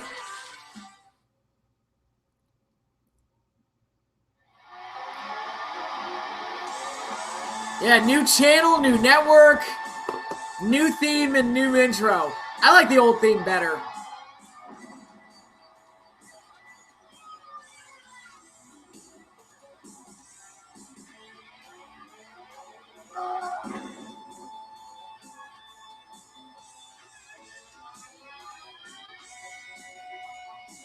Saturday Night's Main Event.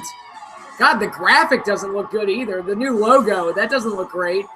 I like the old one. I like the old things better. Change is bad. I hate change.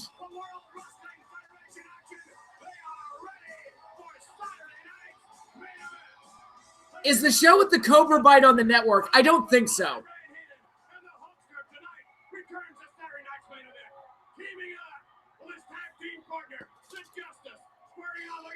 The opposing tag team of The Undertaker and the WWF champion, Ric Flair. You said it right, McMahon. The World Wrestling Federation champion, Ric Flair.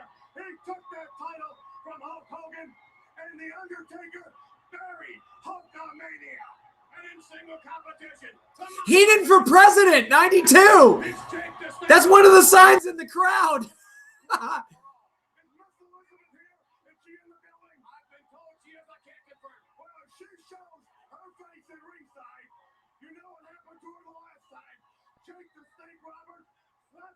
Yeah, you want to see something intense? Watch Savage versus Jake at Tuesday in Texas. That match has all the heat you could ever want for a match. It's crazy how hot the crowd was for that one.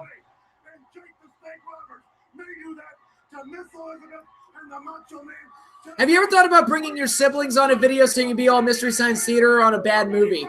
Never thought about it. I don't think they'd like to do it, to be honest.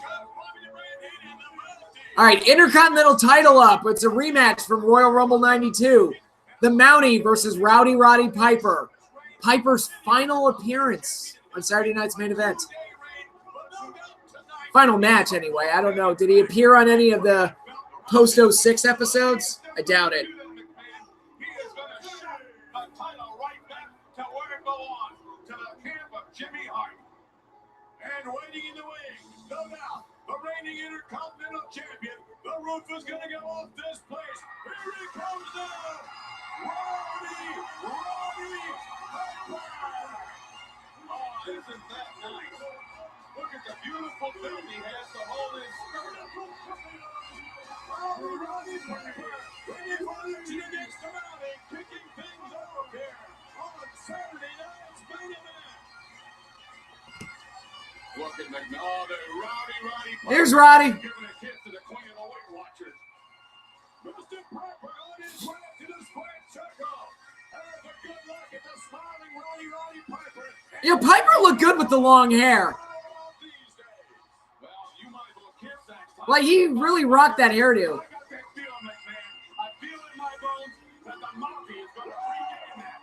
Take a look at I never saw the Saturday Night's Main Event shows in the 2000s. I forgot they even happened except for the first one. I mean, that pretty much sums it up, doesn't it? You forgot that the shows even happened.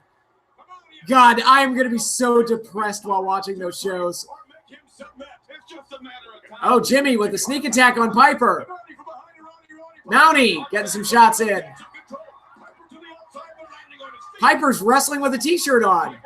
What's he trying to hide? Piper clotheslines them both. Did we even get a bell? Piper going after the Mountie to the outside, and that won't stop Roddy Piper. Controlling each other. Meeting of the minds. What I wonder is the referee going to be able to control this match? Is he Did you hear that Neville returned to Dragon Gate? Yes, I did. It's good. I mean, he should be in wrestling. Would you ever do a live stream while watching every single Cena versus Orton match from pay-per-view? Not unless I lost a bet. It's not something I would deliberately plan. Get in there, referee. Look at Piper doesn't even have his shirt off yet.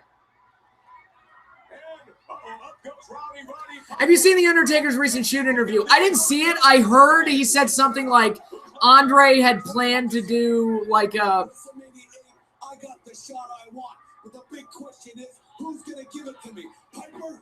I hope it's you, but Mountie, I want a piece of you so bad I can taste it. All I know is one thing. Whoever wins this match has got me, and I want my belt back. Ooh, Brett gets the title shot at WrestleMania 8. But yeah, I didn't see the Taker shoot interview. I heard about his comment that Andre had a plan to work a program with him. But he wouldn't tell anyone what his idea was, and then he died before he could execute whatever his plan was. But again, we see the Mountie with the momentum. He's taking it to Piper. You got a Mountie. Oh, Mountie misses the splash. Piper gets his knees up. What's that jig that Piper's doing? Piper really going after Mountie here. Bulldog. No, he got shoved off. Referee goes down.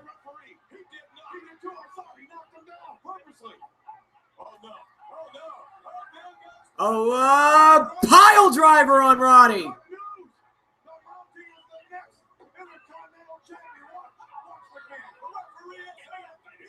I would lose my shit watching every Orton versus Cena match because a lot of them were garbage. Hence my comment, I wouldn't do that unless I lost a bet. Yeah, Taker versus Andre, it would have been for history's sake. Oh, he's pouring water on him. He's going to shock him. Oh, no.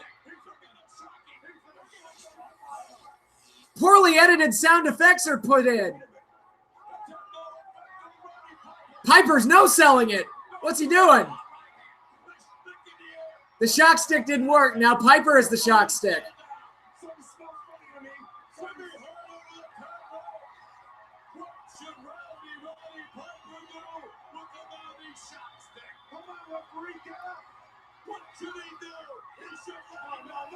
Ah, and he shocks the Mountie. With poorly edited sound effects put in. Hooray. 1, 2, 3.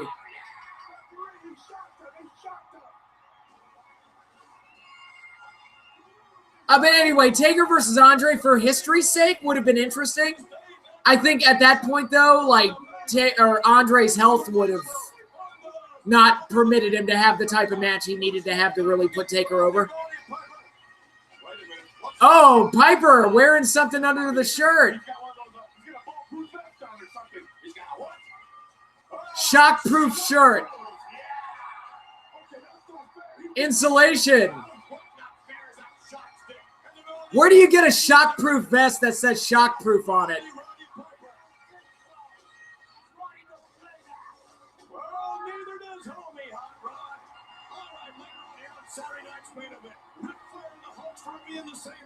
Remember when Cena versus Orton Iron Man was the last time? Oh, God, do I ever. Oh, we're seeing the Royal Rumble. Is this where they edited the footage to cut out the boos for Hogan when he pulled Sid out? Sid Justice looking on as the Hulkster and Ric Flair went at it. Take a look at Justice just hanging out in the corner. Again, I'll say it again. Sid did that completely within the rules of the match. He didn't cheat.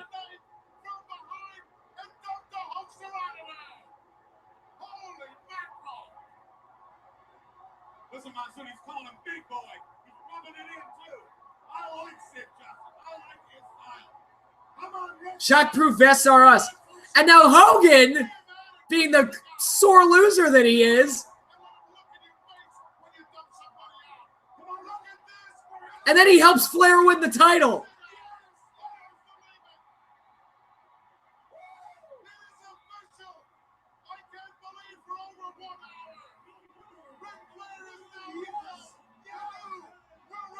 New Japan's YouTube channel posted a throwback match between young Andre the Giant and Stan Hansen.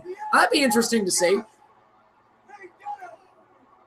So many people say the 92 Rumble is the best Rumble ever. I think a lot of that is, it's a great one. I don't know if it's unquestionably the greatest one like a lot of people say it is, but I think a lot of Ric Flair marks kind of get carried away and say that that one's the best.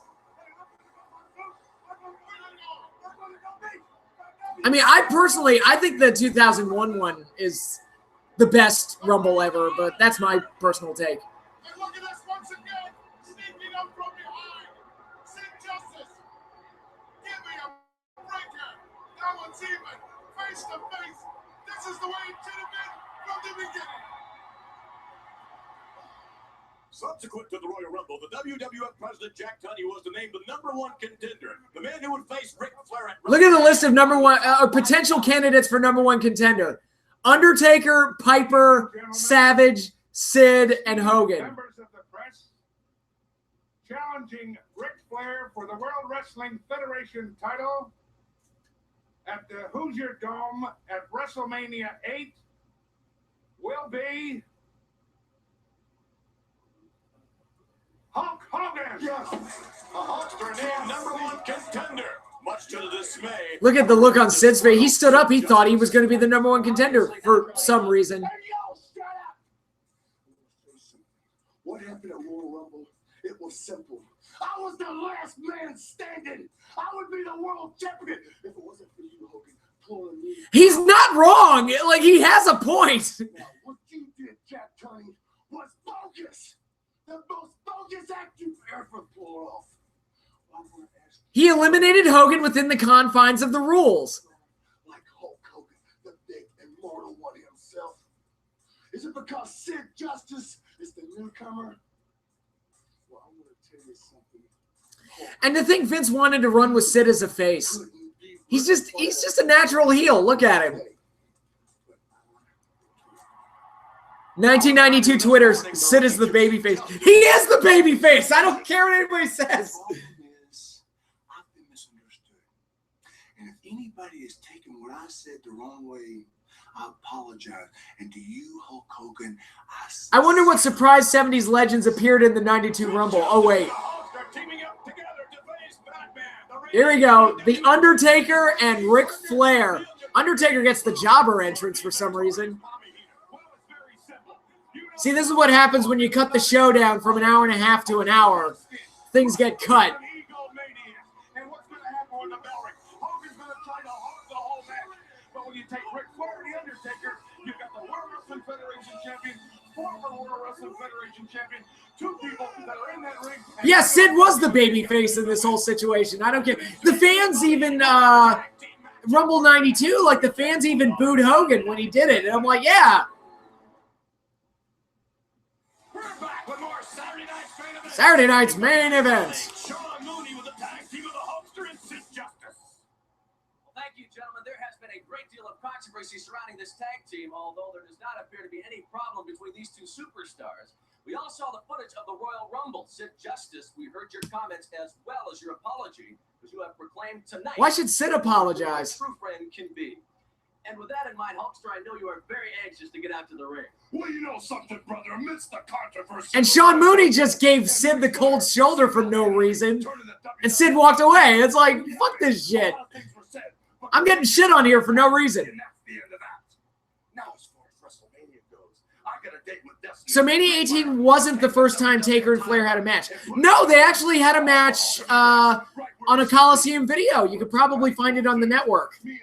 Back in like 92, 93. No, it would have been 92. What should have been Hogan's last match? Mania 18? Well, part of me feels like his last match should have been Mania 6, but, you know. I'm right behind him, but I never walk alone.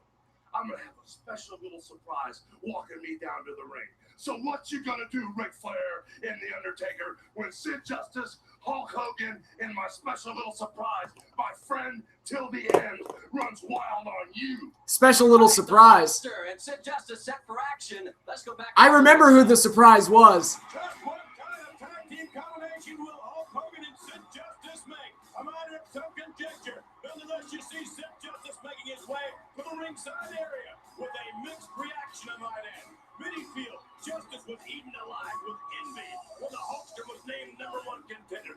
Many feel that Sid Justice should not have attacked the Hulkster from behind at the Royal Rumble. Should have faced him man-to-man. Nonetheless, He didn't cheat. He did it. It was in the rules. Am I the only one who cares about the goddamn rules?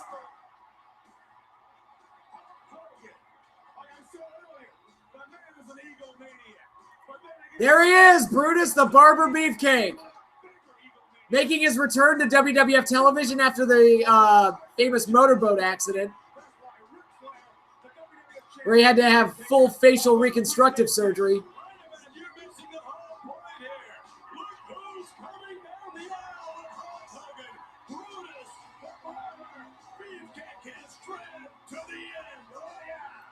Another friend that would betray him in WCW, as we saw at Clash of Champions earlier in this stream.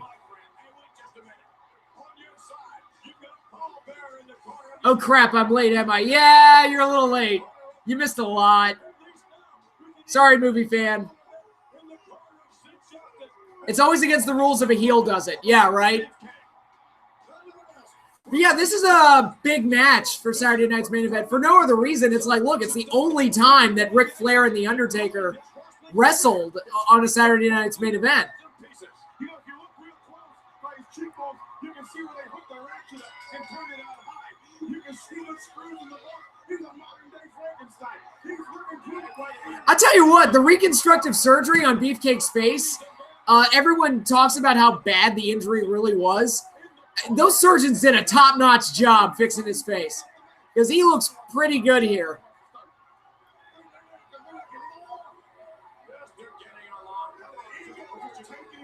That story on Beefcake's surgery from Something to Wrestle is crazy. Yeah, it is.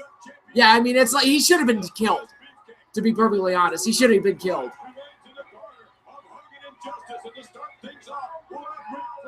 I really don't want to spoil anything for SmackDown Live, but if I have to tell you one thing, I will. What's the one thing?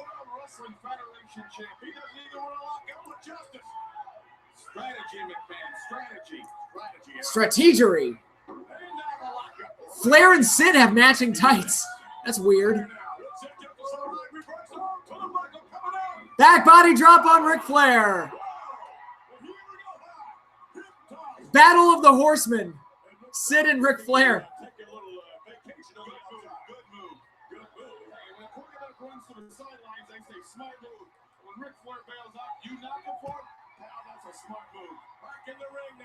Tag into Hogan. WWF champion Ric Flair, perhaps a prelude to what we're going to see at WrestleMania. I'll tell you what, Yeah, the WrestleMania match that never was. Ric Flair and Hulk Hogan. Another back body drop on Flair. Hip toss on Flair. Hip toss on The Undertaker.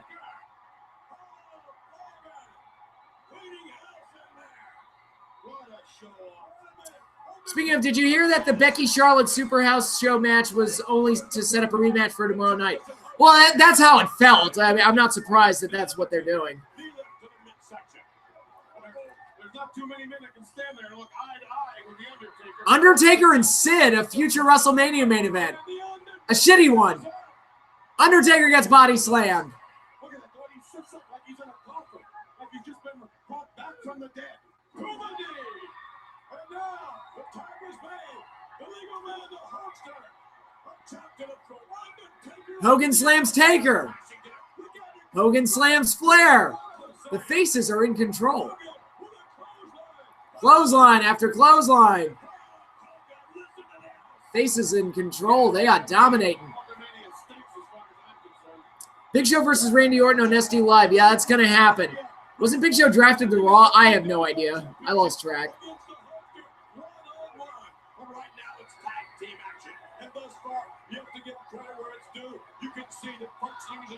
Show versus Orton is part of the World Cup for Crown Jewel. I don't even, what's the World Cup? I don't even know what that is. Is that like a tournament or something? Sid and Taker in the ring. Sid gets a shot, or Taker gets a shot in on Sid.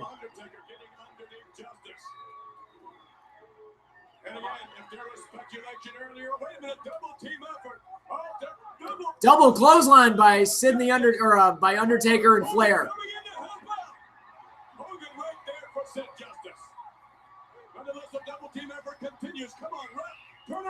Double atomic drop by the heels. Sid's in trouble. Yeah, I feel like the original plan for Mania was probably it's a tournament. Okay, the World Cup is a tournament. That's fine. I feel like the original plan for Mania was Hogan, Flair, Savage and Jake, and Sid and Undertaker. And then they decided to drop Hogan, Flair, and then everything just kind of got switched around.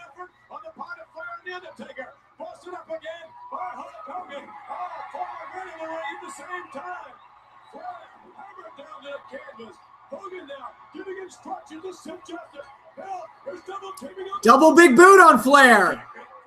Sid and Hogan back in control. Double clothesline takes Taker out of the ring. I always loved that spot as a kid where Taker would get clotheslined and then just land on his feet.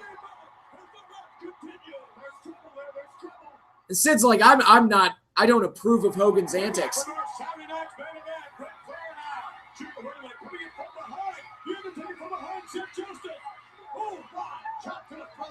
Well, can you blame him? It was 2 against 1. Both Hogan and Sid Justice were stalking the world champion Ric Flair. I hope Raw gets record low ratings again tonight. The last 2 set record low numbers, no joke. Well, the only number that matters to WWE is 90.64. I kind of like the Taker Roberts match we got, though. I like that match, too.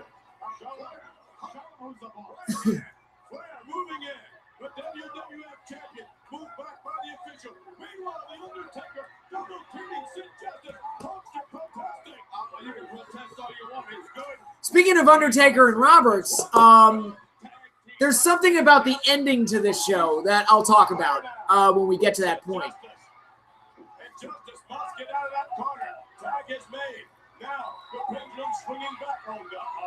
Undertaker going to come off the top. Yep. That's amazing. Justice is still standing. Justice moving to the wrong corner. He should tie the Hulkster from the far side. Undertaker spinning Justice around and chop to the throat. I don't see Hogan making no big move to get in the ring and help. Wait a minute. He's doing that all night. He knows the referee's going to stop him. Yeah, Savage Flair was awesome. When people shit on that match, I'm like, fuck you. That stuff was great. Should have been Hogan Flair. And like, yeah, and it wouldn't have been as good. And there's the Flair flop.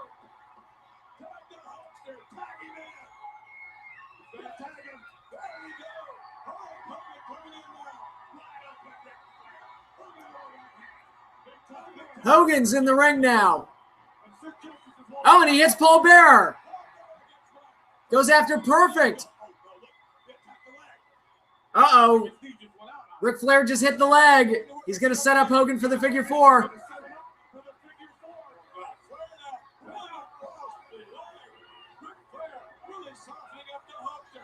Figure four, here it is.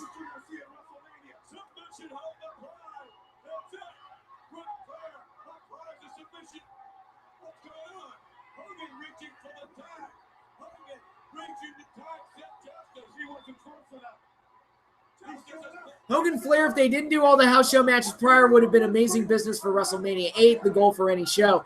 I don't know if it would have, because WWE was in such a downturn at that point. I don't know if it would have done amazing business. I mean, it was WCW, it did big business, but WCW was looking for, you know, WCW was beneath WWE at that point. So Hogan Flair gave them a bump, a huge bump, at least initially. Flying clothesline by Taker on Hogan.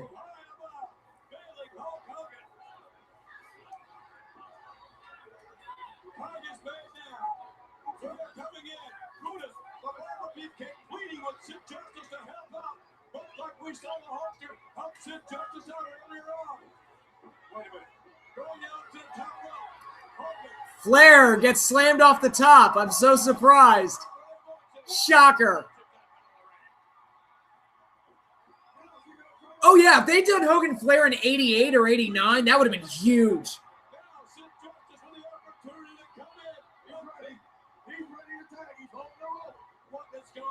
Oh, what's Sid doing? Is he not going to tag Hogan?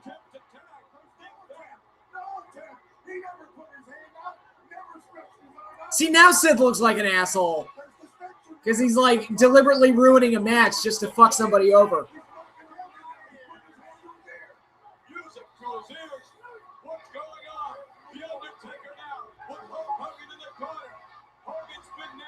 The problem for Hogan Flair and WWF was the law of diminishing returns. Doing it too many times hurt any potential big pay-per-view match between the two. Oh, they didn't do the match that much, did they? They only did it like a couple of times on live events. Oh, Hogan. No selling those chops. Was this the match where Sid jumped off the apron? Yes, this is the exact same match.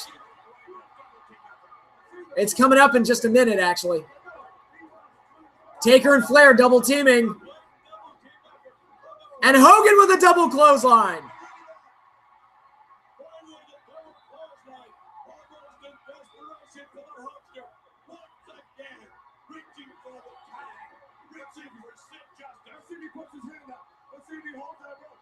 If he wants to get in the ring. Is he afraid of the Undertaker's fire, or is he teaching Hogan a lesson? You tell me. Closer and closer. He'll make the tag this time. Hogan, closer and closer. Mr. Justice. Help me. Help me. I've had it. The WWF champion's kicking my butt. Help me. Heenan's so great. Up, Sid jumped off the apron. Fuck you, Hogan.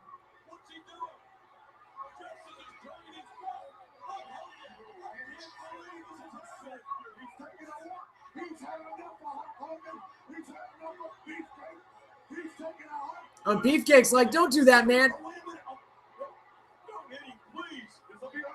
Yeah, I mean, look at Beefcake here. His face looks, you'd never guess that he had like reconstructive surgery on his face. It's kind of amazing. They did it 40 times? Jesus, that's a lot.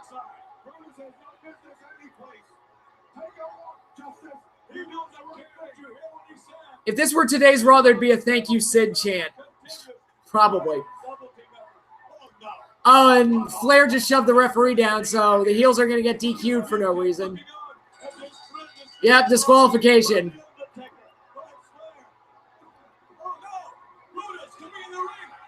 Brutus Beefcake is going to stand up to Flair and The Undertaker.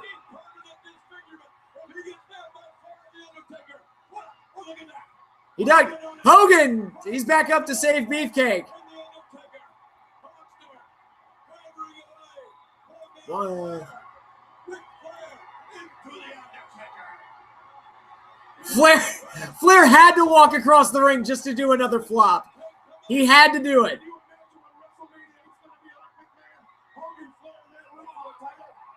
Oh, damn. Up he goes, down he went.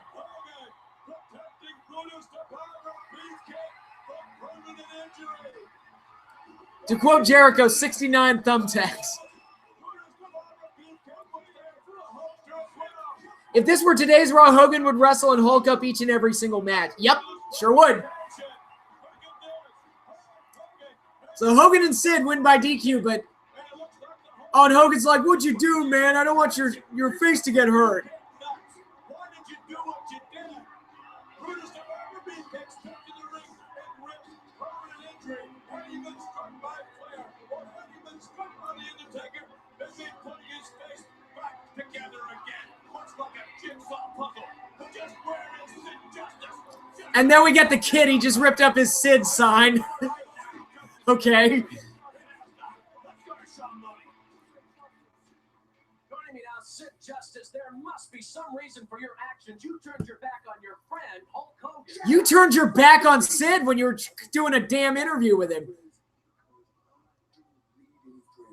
And furthermore, with friends like Hulk Hogan, I need no enemies. Now, I cannot still believe the words that Jack Tunney spit out his mouth and named Hulk Hogan the #1 contender to face Ric Flair for the championship at WrestleMania.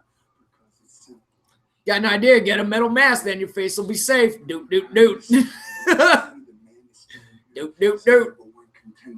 Now, Jack Tunney, you've already showed favor. I remember when Jericho was a heel in WCW and he ripped up signs. I thought it was funny. I thought it was funny too. I've said it once, and I'll say it again. Hulk Hogan, you couldn't beat Ric Flair on your best day. WCW, Hogan's like, I'll show you. I'll beat Flair 9,000 times. But I am the man that rules the world. All the way back to the dressing room, the Hulkster. He may want Sid Justice, but he has a date with destiny with Ric Flair at WrestleMania. We'll be back as we continue with a word from the Hulkster plus the Macho Man. The Macho Man versus Jake the Snake Roberts. Flair did win. Well, Flair beat him on the Clash of Champions, and he won that stupid First Blood cage match that ended in a pin. That stupid fucking thing. So I know Flair won at least twice. All right, we're back with Brutus the Barber Beefcake and you, Hulk Hogan. You know something, Mean Gene? Tonight on Saturday night's main event, Sid Justice proved two things. Number one, he's nothing but a liar, and he knows nothing about friendship, man. When I was in the center of the ring, fighting for my life, I reached for the tag. He wasn't there. I was fighting again. When I reached again, all I saw were those stone-cold eyes. Stone cold? Cold blood that runs through his veins, man. And then finally, brother... There was a First Blood match that ended in a pin. Yeah, what pay-per-view was that? I think it was Super Brawl in '99. Let me go pull it up real quick. Thank God for Brutus the Barber Beefcake. People don't realize that we go all the way back. We've got a history all the way back to day one, man. And thank God for my friend till the end, because he's always been there for me, and I've always been there for him. That's right, Hulkster. I remember the last time. No, it wasn't Super Brawl. So which one was it? Was it Uncensored? With my face smashed into a million pieces. And I remember as I lay there in the bed, as a little glimpse came from the side of my eye, and I saw you laying in the bed there. Uncensored '99. Yeah, okay. Big heart was pumping that blood right in. And surprisingly, Russo didn't book it. No, he did not. Russo wasn't there yet. Okay, barbed wire steel cage match that was also like First Blood or something stupid. And brother, I knew you were going to make it then, because as I saw the steel bolts in the plates in your head, I could see your heart pounding, and you and I were as one. And that's why, brother, at WrestleMania when I get in the ring with Ric Flair and I strip him of the WWF title. I just hope Sid Justice is watching, brother. See, they're still acting like Hogan Flair is going to happen at Mania. So what changed? At WrestleMania to Brutus the Barber Beefcake, my friend till the end. And what you gonna do? Whoa, what an interview of Hulk Hogan. Now we've got Hacksaw Jim Duggan and Sergeant Slaughter For the World Wrestling Federation Championship. versus the Beverly Brothers. Why couldn't we get the Beverly Brothers theme music? Come on. Their theme music's awesome. Sounds like it belongs in a Sonic level. There's a matchup with the Beverly Brothers against Hacksaw Jim Duggan. Yeah, Sergeant Slaughter, no longer Iraqi turncoat Sergeant Slaughter. He's back on America's side. Blood capsule on a pole. Jesus. Unlike what we saw earlier on with Justice and Hogan. Well, I told you, McMahon, the Eagles were just too big to make it work. Hogan's ego is as big as the Hoosier Dome, and Sid Justice is as big as the World Wrestling Federation. You figure it out. You figure out what the genius is doing out at ringside. Oh, look at the Beverly Brothers with that move. That was like a world's greatest tag team. Team Angle move. I'll tell you something about Duggan. The leapfrog. General Schwarzkopf wanted to have Duggan right there, because he figured with his eyes he could look and see the tanks coming and the planes up above without ever moving his head. Oh, what a wise guy. He has 20/20 vision in the squared circle, that's for sure. Nice kick to the chest area. You know, this team with Duggan and Sergeant Slaughter surprised me. For the short time they've been together, they work pretty good together as a team. Well, thus far, they are undefeated, I'd like to hasten to remind you. Well, so is the Beverlys, Bo and Blake.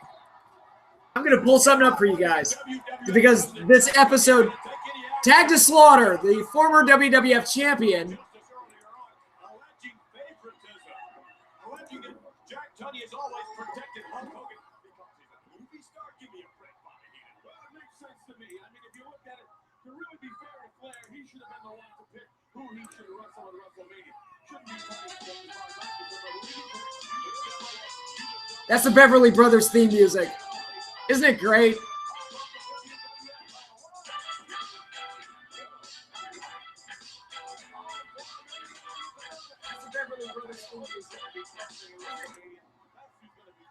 Good stuff.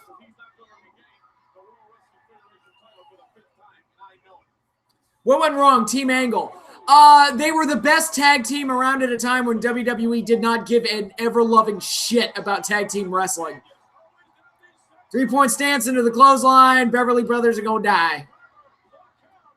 Yeah, Slaughter and Hacksaw made that look easy. You know, you could have cut that match out. I'm just saying. You know, it's an hour-long show. You're looking for things to cut. You probably could have cut that match.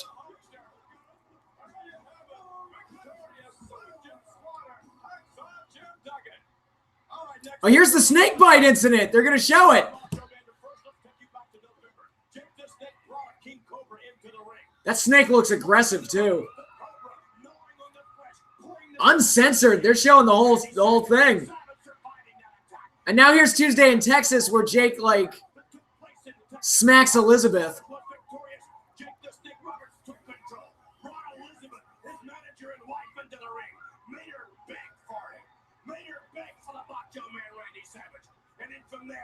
WWE still doesn't give a shit about tag wrestling. Fair. This happened. Oh my God.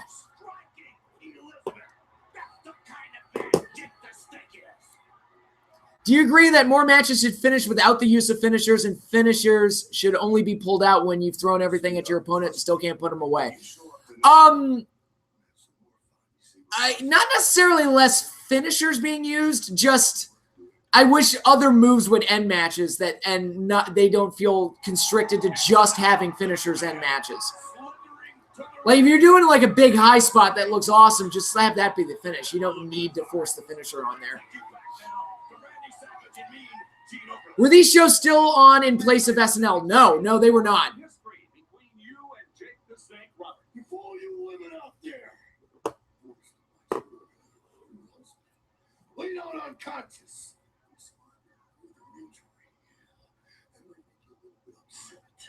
It might make you a little bit over the edge. It might make you a little bit insane. You men out there. So Brock and Roman shouldn't spam spears and F5s for 15 minutes. No, they shouldn't. Begging. Getting slapped by another man. That might make you a little bit insane. God, Savage is shaking. Like, this is like, what was it like to be that intense all the time? I mean, good God. Tonight. You know something? Maybe I am insane. And maybe it's time for you to take Hey, the first step to solving a problem is admitting that you have one. Insane I am, yeah. Right now, yeah. I love Randy so much. Fun fact, one of the first house shows I went to in 1992, Jake and Savage were the main event, steel cage match. And you don't pull the mask off of the old Lone Ranger, and you don't mess around with Liz. So said Jim Croce, and I believe the Macho Man Randy Savage will have his revenge. Well, apparently Savage really talked like that. That wasn't a bit.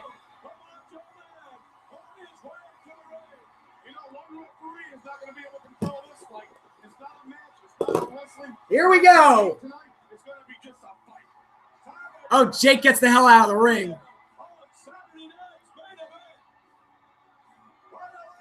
Jake the Snake slithering outside the ring. There's no place to run and there's no place to hide. Randy Savage. The more you spam oh, there they go. They're outside the ring. And we are on. Into the ring post goes Jake.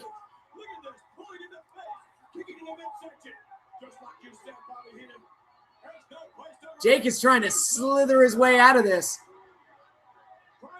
Oh! Savage pulled him right into the ring post. This man is so underhanded. You know he's going to come up with something. He's going to do something. What would you do if someone did to your wife what Jake the Snake did to the Macho Man Randy Savage? First of all, what you try to do? First of all, my wife should be home folding towels and Bobby. Oh, Savage throws a steel chair in. He doesn't give a fuck.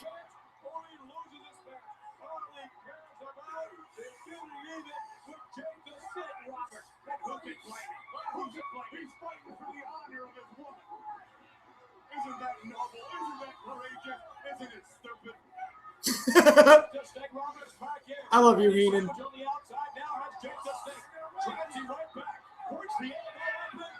Yeah, this is the second match that these two have had on a Saturday Night's Main Event. Oh, Jake's nose is bleeding. Into the back. Jake goes into the corner.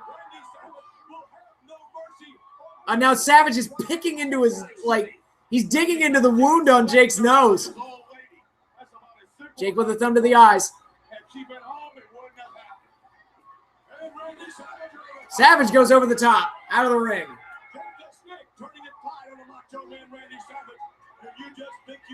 Savage just got thrown out of the ring, but now he's back in there. He don't care. Double axe handle to the back.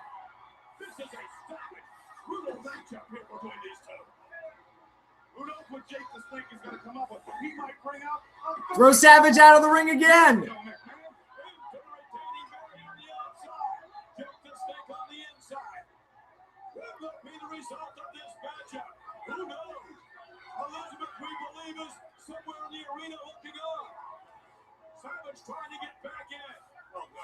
Oh! Head first into the post by Jake. Jake is in control of this one. His nose is broken, McMahon. Broken. My heart bleeds for it. My heart bleeds. Now Jake the Snake with the Macho Man Randy Savage in his field. Ooh! Right into the ring post. Face first again. Hospital tonight, I guarantee it. Finally, the official moving Jake the Snake back. The match will resume when we return in just a moment with more Saturday Night's Main Event. We're back and the match is resuming. Randy Savage trying to get back into the ring. Finally, Jake the Snake Roberts and Savage back in the ring. Hopefully, the referee will start maintaining some degree of order. Savage. Who would win a verbal debate between Savage and Scott Steiner? Oh, back elbow by Savage. Probably Savage. Oh, I don't know. You can't. Oh, Jake caught him with a shot on the way down. DDT!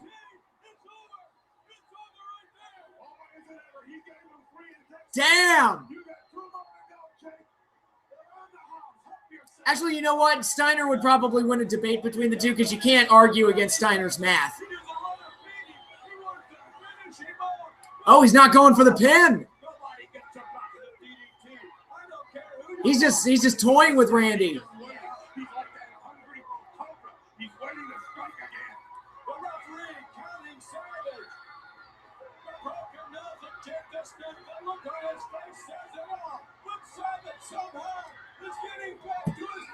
Jake's back up. He's gonna short arm clothesline. Boom.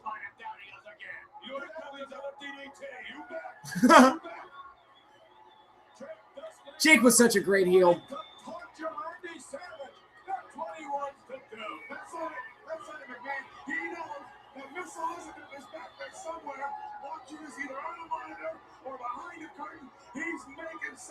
Savage is in trouble, guys. I don't know if he's going to make it through this one.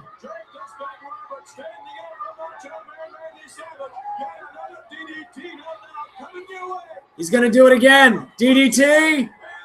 Savage backdrops him over the ring. Out of the ring. What went wrong? The band in TNA. Jesus Christ.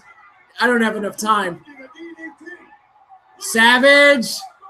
Double axe handle off the top. Oh, and Jake goes into the steel railing.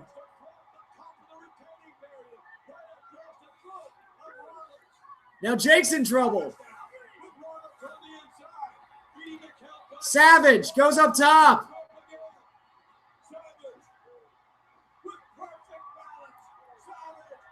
Flying elbow smash. He got it. 1, 2, 3. Savage wins it.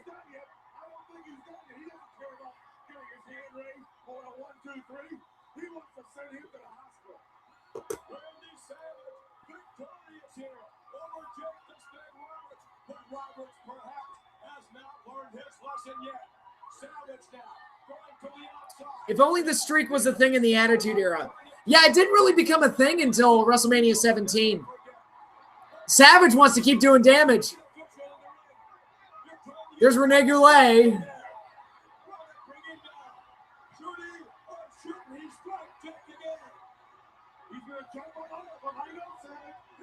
Just a second elbow on Jake. He's going to do it again. Now he's got the ring bell. The little flashback to Ricky Steamboat. But Jake gets the holy hell out of there.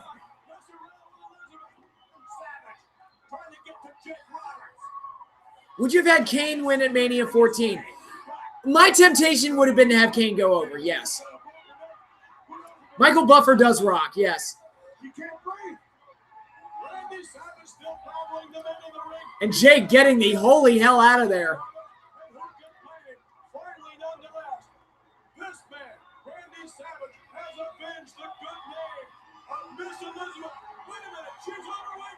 Oh, and here comes Elizabeth. She's running down to the ring. Looking lovely as all. Last time we see Liz and Randy together on the Saturday night's main event.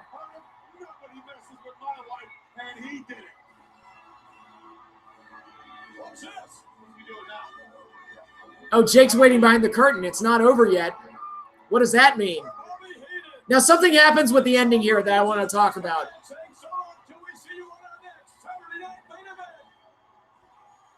Okay, and that is it. We are done with Saturday night's main event, this episode. Now, what I wanted to talk about, that ending that you just saw right there with Jake Roberts,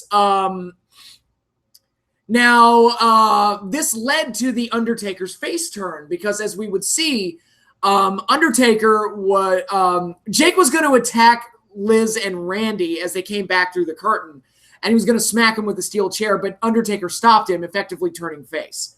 And that created the Undertaker-Jake feud leading into WrestleMania 8, where Taker beat him, and then Taker would go on to become one of the biggest baby faces in the WWF. I bring it up here because I distinctly remember watching this episode as a kid. I distinctly remember seeing Undertaker turn face the night of the show. So the ending aired that night. I distinctly remember seeing it, but it's not on the network. And I know they replayed it like a dozen times on Superstars and every other show, but and again, it might be a Mandela effect thing where I'm remembering it incorrectly, but I distinctly remember seeing Undertaker turn face the night of the show. So I don't know why it cut out there, or maybe I'm just misremembering it. I don't know. What went right? Savage versus Jake Roberts feud. Awesome setup with the Cobra bite, and then just legitimate passion and hatred for each other. Created a more interesting series of events. So yeah, it is interesting that they didn't include Taker's face turn there, but I guess it wasn't part of the original broadcast, and I'm just remembering it wrong. That's entirely possible. Do you think Hulk Hogan turning heel was the best heel turn of all time? It's up there. It's if it's not number one, it's in the top 3 for sure. But yeah, so this stream went really well. I'm actually starting to lose my voice again. So yeah, I'm really glad that I was able to knock this out for you guys. Thank you for staying tuned with me for so long. This one went a little longer because I reviewed a bunch of other things. And actually, before I go, I forgot to do it at the beginning, but I'll do it here. Weekly wrestling reviews, the shows that I watched last week. Quick rundown on the shows that I watched last week. Impact Wrestling, I didn't enjoy last week. I feel like they're just kind of biding their time until Bound for Glory, and they're in kind of this holding pattern. The Mexico shows, being in Mexico has kind of lost some of its luster a little bit, and now it just feels like we're just kind of killing time until Bound for Glory, which is unfortunate. But hey, at least they put Scarlett Bordeaux in the arena for once. Scarlett Bordeaux, who is smoking, by the way. Because that was one of my complaints, is her gimmick is that she's super fucking hot, and yet they never put her in front of the live crowd. I don't get it. So they finally put her at the announce booth this week. So, at least that was something a little bit different. But overall, this week's episode, a little bit on the weak side. But again, they're just kind of killing time until Bound for Glory. Ring of Honor last week. I saw the ROH 6-man tag title match. I think that was kind of the lifeblood of the show. Cody and the Bucks defending against Silas Young and the Bouncers. I thought that was a pretty good match. Everything else in the show, we got Punishment Martinez versus the winner of Dojo Pro, Aaron Solo, or some, I've already forgotten the dude's name. That was okay. We also got a 4-way that was solid, but overall, it was really the main event was kind of the thing that made the last week's Ring of Honor worth it.